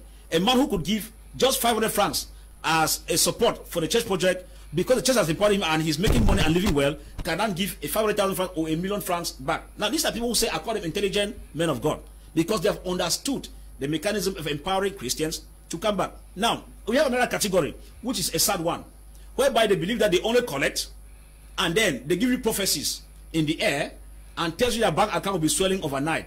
But the main issue, Mr. Leo, I'll come back, it has to do with the African mentality of governance. Why do we go to Norway, we don't have churches, and they are developing? Why do we go to the Scandinavian countries? You could count number of churches there. You don't even get people going to church as per se, but yet they are developing. And a man in Africa tells you that if you believe in God, you have economic prosperity. And the prosperity itself is only within a few persons.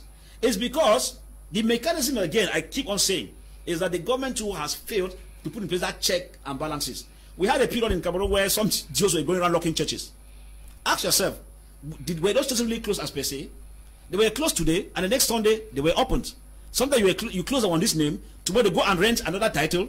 Next they're operating in that same building using another title under which they have hired the license to use for a period of time. So all in all is that the government allows these things willfully. It's like we're talking about hate speech last time in one of their topics. I said the government likes people to be divided. They would like myself and Dr. Stanley to be arguing. So when we argue, they now stay quiet. Focus is not on their bad governance, and they move on. But if we're able to have that focus, that hey, people should be honest. Stanley will tell you, no, Dr. Stanley will tell you, no. The problem is, let's focus on ourselves. The government policy, no, don't bother. But at the same time, we know that we are not honest to ourselves that an area where you live, the government policy matters.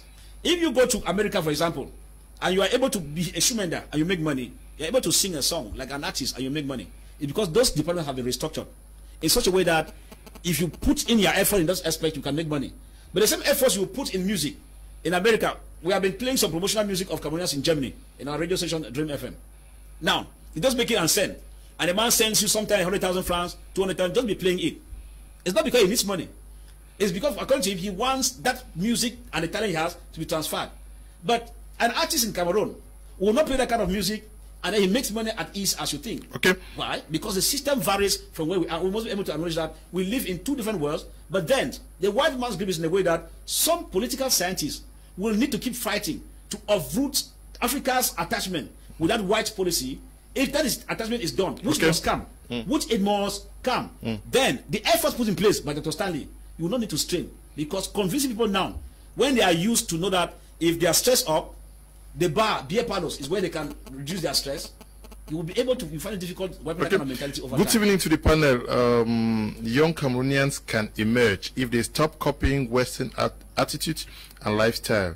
Things like shisha, ice cream, and a host of others. I wonder how much money the government gives to scammers to be reckless the way they are. Young Cameroonians need to be true to themselves.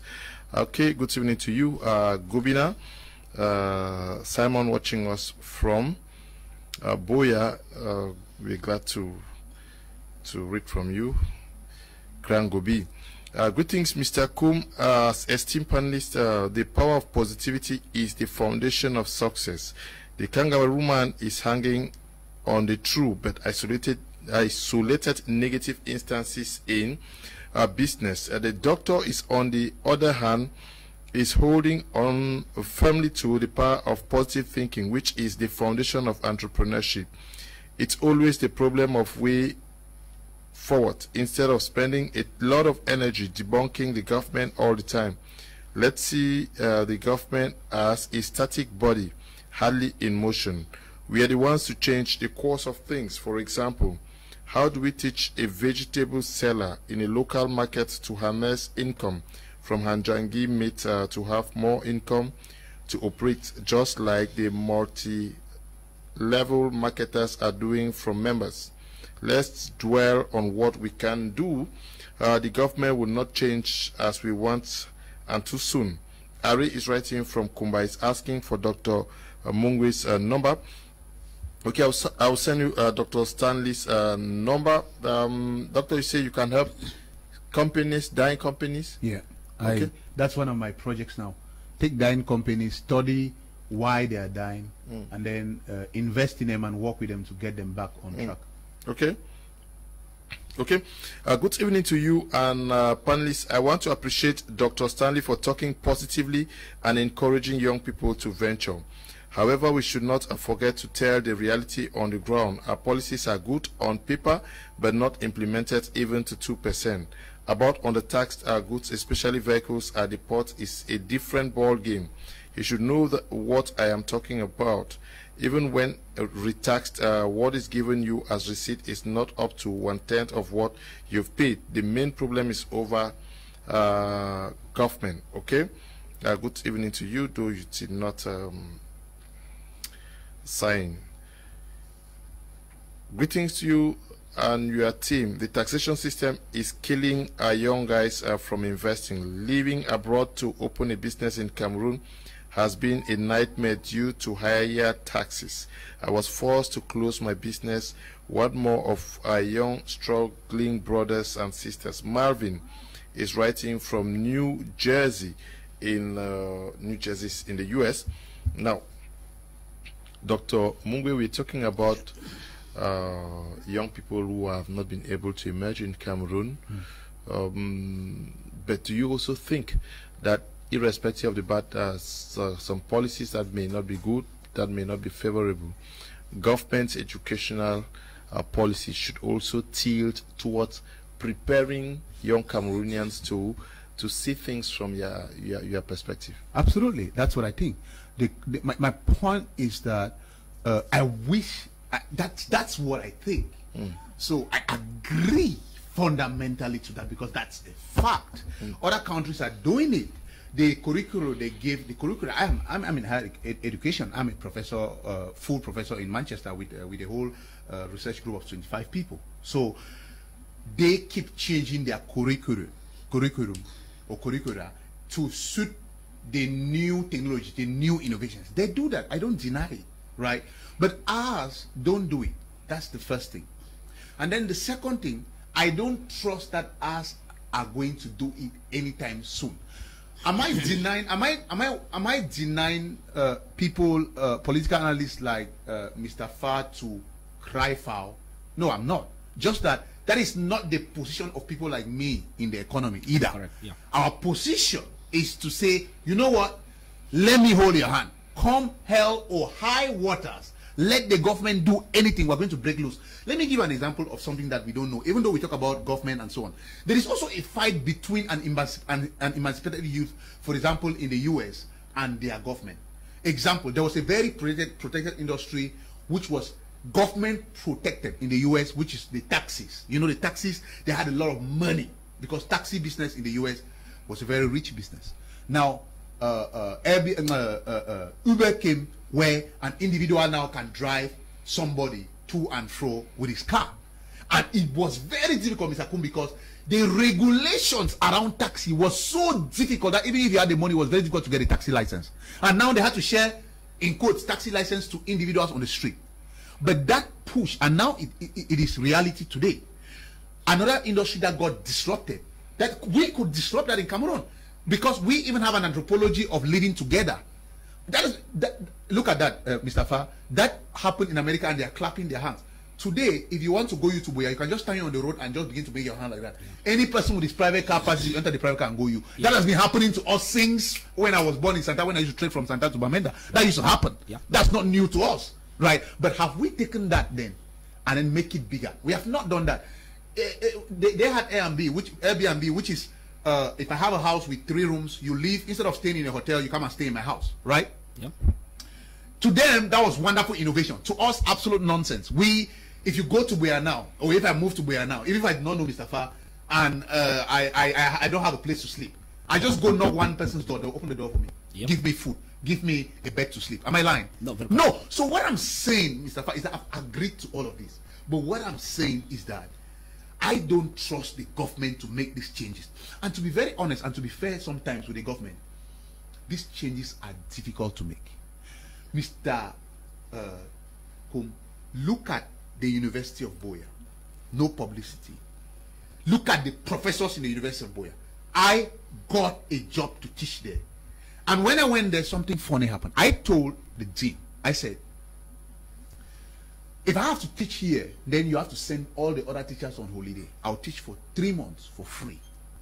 I'll teach. Forget about the other teachers. He thought I was mad. I dropped the job.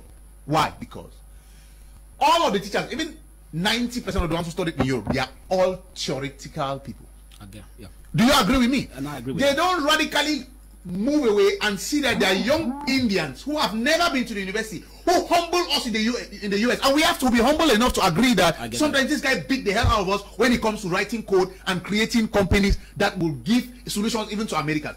We have to humble ourselves and call that Indian guy and say, see, you do not have a university degree, but we are going to learn from you. But what are we doing, for example, in Boya? They train guys for 5 years in computer engineering. The guy cannot write a piece of code. The guy cannot do anything. He cannot. They train so many electrical engineers. He cannot even connect this microphone. No, but I've seen very great things being done in the University of Boya. I myself am a product of the University of Boya, so please have some respect. Maybe you're protecting your No. He said we should be practical. No. Please, there are very wonderful things that are happening in that university also. You can't take that away from them. No, I cannot. I'm just saying, just like him, there are things too that are completely messed up. And the point I was making, not that there are things that are not happening that are good. I'm saying, with all due respect, and I told you this some time ago, that you have to be careful. I agree, and I respect the fact that you're from Boya. But I also have a lot of journalists from Boya who cannot hold a program like this. And that's why somebody like you is training journalists, and you know it. You're training journalists. What I'm saying, when they come out, they still need people like you who learn on the street. What is happening in the University of Boya is not formulated in Boya. It is a national setup. The University of Boya is under the Ministry of Higher Education. Yeah. So it is not the University of Boya. It is a national education policy. Yeah, why do you single out the University of Boya? Yeah, but that's an example. I'm a graduate from the University of Boya too. I'm just giving that as an example because it's closer to maybe our English-speaking people who are listening. But the point I'm making is... No, but there's a university in Bamenda also. Well, yeah, I didn't go there, so I can't talk a lot about it. But the point, and I've not taught there, I've taught in Boya. The point I'm making is that, and get this point clearly, and it's with all due respect, the teachers in the University of Boya, please mark my word. No. I won't tolerate that here, please. Okay. Well, so teachers in state universities, not in state universities. Yes. Thank you. In state universities, are not, and mark my words, with all due respect for them, are not qualified. No. You see, you know what? No. I'm not saying they are my lecturers.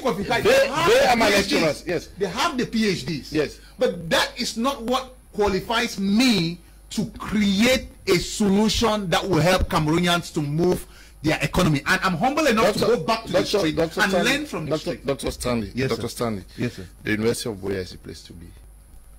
I agree. I am a proud product of the University of Boya. I know many great persons who are from that university. You yourself, you are very intelligent. You went to the University of Boya? I'm a product Of the University of Boya? Indeed. So, please, the whole issue is that yes. We might not take all of them, but many of them, and it's not because they are fault, Mr. Kum. But that's not the topic. That's not even our topic. That's not the topic. Yes. Now, if you look at all what we're talking about, maybe why many young Cameroonians failed to emerge in many domains. Now, as I said earlier, I keep repeating over and over that while we put individual efforts, as Dr. Stanley is saying here, the system and its policy has a bigger role to play. Mr. Kum, you will understand with me. I have some kids, we call them high tech in Boya. Now, these guys, they produce incubator, they produce locally made drones. Now, I have a kid in Douala, a young guy in Douala, that I fell in love with him. He produces caterpillars, excavators, and also drones. Now, I have taken him to Bunoko Palace, yes, because our Royal Majesty wanted to promote him or to showcase his talent. Now, we have enterprises in Yaoundé, Ministry of Youth Affairs, Ministry of these, projects have been deposited. And how did we earn? We are where we are today because even the person we thought we could meet doesn't move. Now, doctor, it's a whole problem, societal issue. Let me jump in. Try the American embassy, try the German embassy, talk to me about it. Let's also find international help. I don't care why the international help is coming. All right. I'm ready to negotiate even with the devil to solve. No, I'm happy you are coming in to help us international help because I wanted to use your anecdotes, which you wanted us to make, which you were giving us to know that even though it's difficult, right? Yeah. We can make it within. Indeed. So I was still using the local area. Probably you have those connections that you could help us. Now, what am I saying?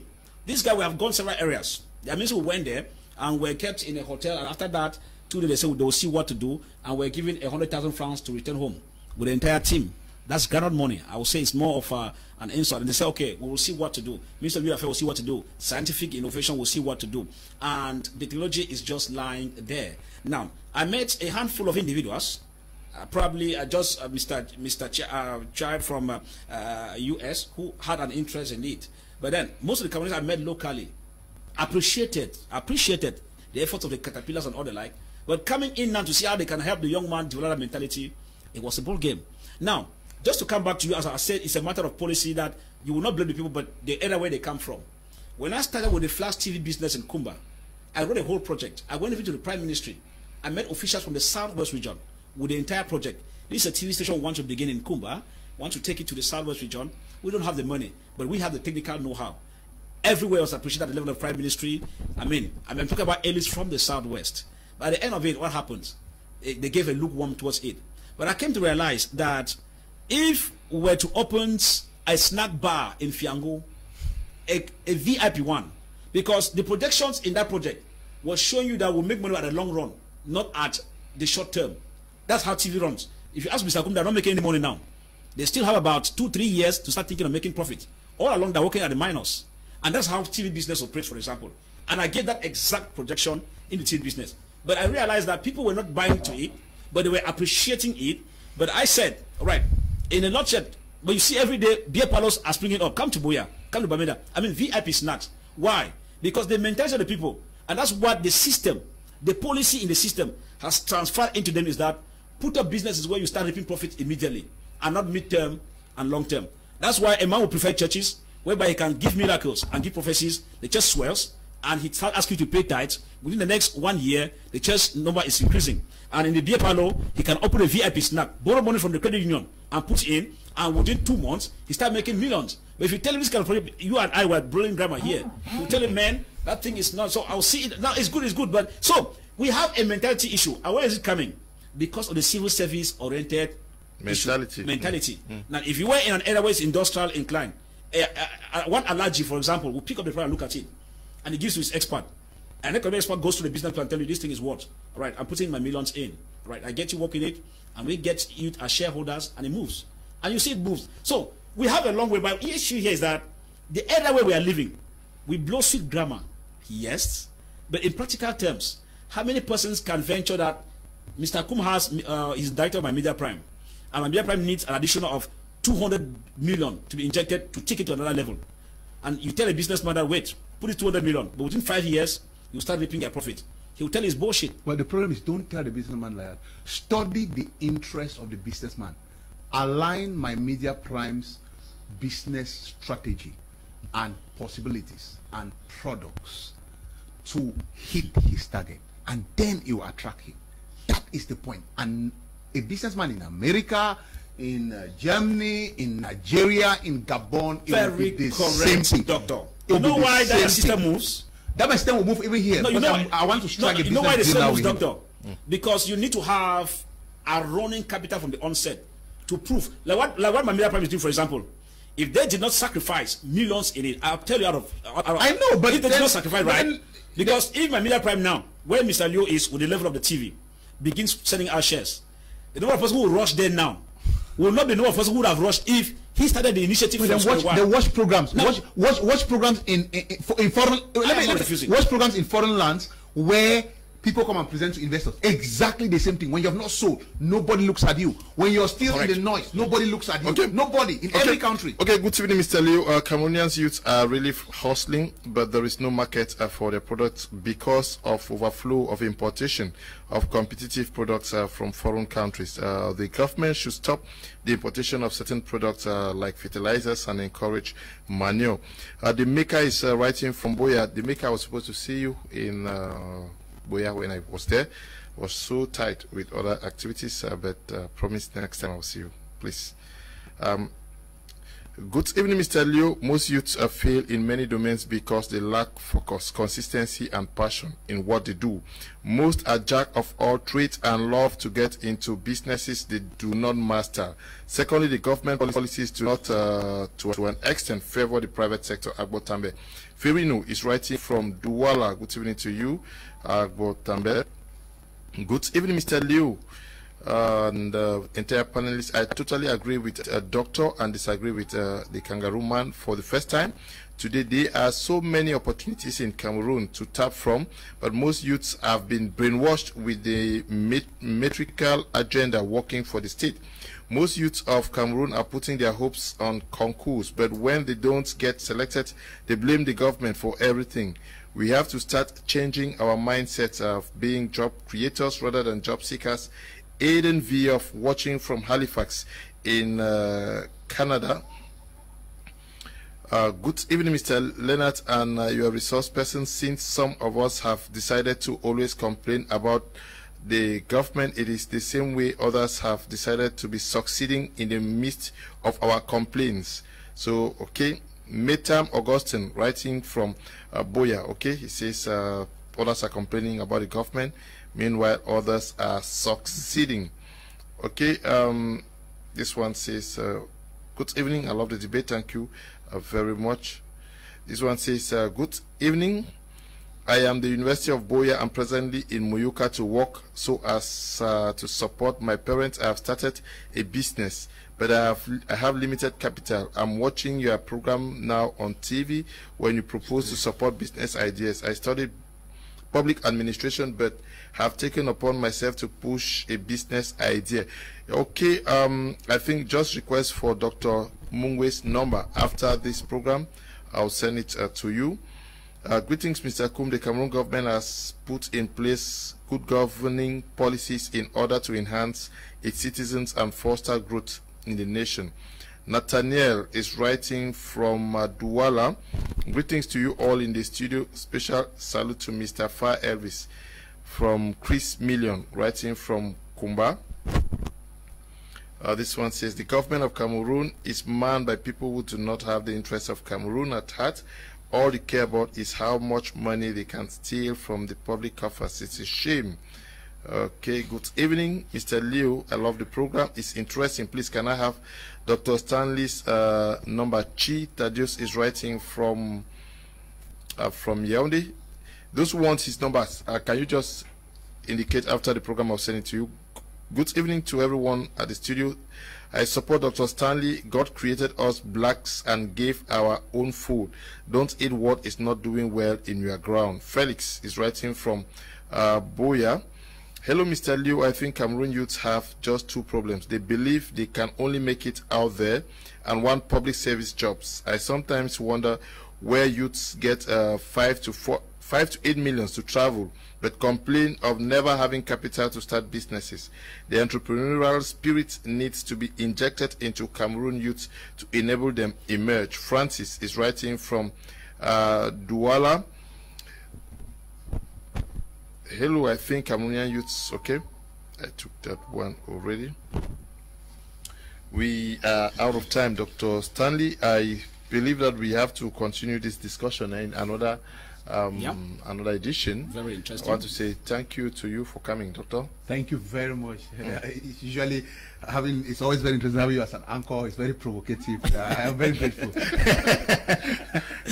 Thank you for coming. No, thank you very much, Mr. Kum. While, the people of Gunoko, as usual, always put them at the center. We have been putting in place some measures like bee farming and other like to alleviate poverty in that locality. Of course, my Royal Majesty, Dr. Fomiki Waters, has been doing all. That's why you see we'll be doing some work on Thursday, like visiting some orphanages and to empower some orphans in Bengui. That's on Thursday at 10 a.m. And on Friday, we'll have an official event where we'll be getting some developmental issues looked into, put in place some system of administration like village councillors in Fringing, Tuembeng, Gamunam, those local areas, so that in the various quarters, so that we want to bring administration closer to the people. And all in all is because we want to put up issues like what you call CIG, farming groups and other like. But then we understand the hurdles, we understand the shortcomings like market. You need market for the honey business, you need market for we have a fish pond for the fishing and other like. But we just said that we must take from somewhere. Just hear what Dr. Stanley is saying, but we must admit that it's not easy to get youths in the village like that. But I think, Mr. Leo, I know you'll be scared to come to Gunokwe, else we should be inviting you to at the palace 9:10 a.m. on Friday. We will have official, and Mr. Leo, and the good thing probably this Friday, and the good thing is that probably as one of your panelists, I think the traditional ruler, Dr. Fomiki Waters, will also be honoring me with a traditional title as an elite, who's also contributing alongside with others for community development in the village of Gunokwe. So greetings to the people of Gunokwe. I know you're correspondent with them, but if we had Mr. Kum as there, though he's afraid of, it's a risk we take, but we have to sometimes take too. Will you guarantee my security? That's a good question you're asking. But then I think the security issue is another ball game. But we know that the people of Gunokwe are peace loving. Now, what happens between we don't know who is who. Some people call us black legs, others say green legs, yellow legs. Well, so I think thanks very much for giving us the platform. We'll bring back the feedback from to my Media Prime, and also if we have been honored in our village in Gunokwe and other development issues, because my Media Prime too has been always at the center of developmental issues at the palace and everything that's happening in that village. So I'm surprised the fun and be there myself. Well, so it would be very wonderful if we see. I think we'll give you a red carpet. Let's discuss after this. All right. So that the people should not know whether you are coming or not. Yes. The voices in the bush don't know if you are coming or not. All right. No, not necessarily those guys. Right. No one knows. You don't know who is who. We want to say thank you for watching the program and to the production team. Stay blessed. Bye-bye.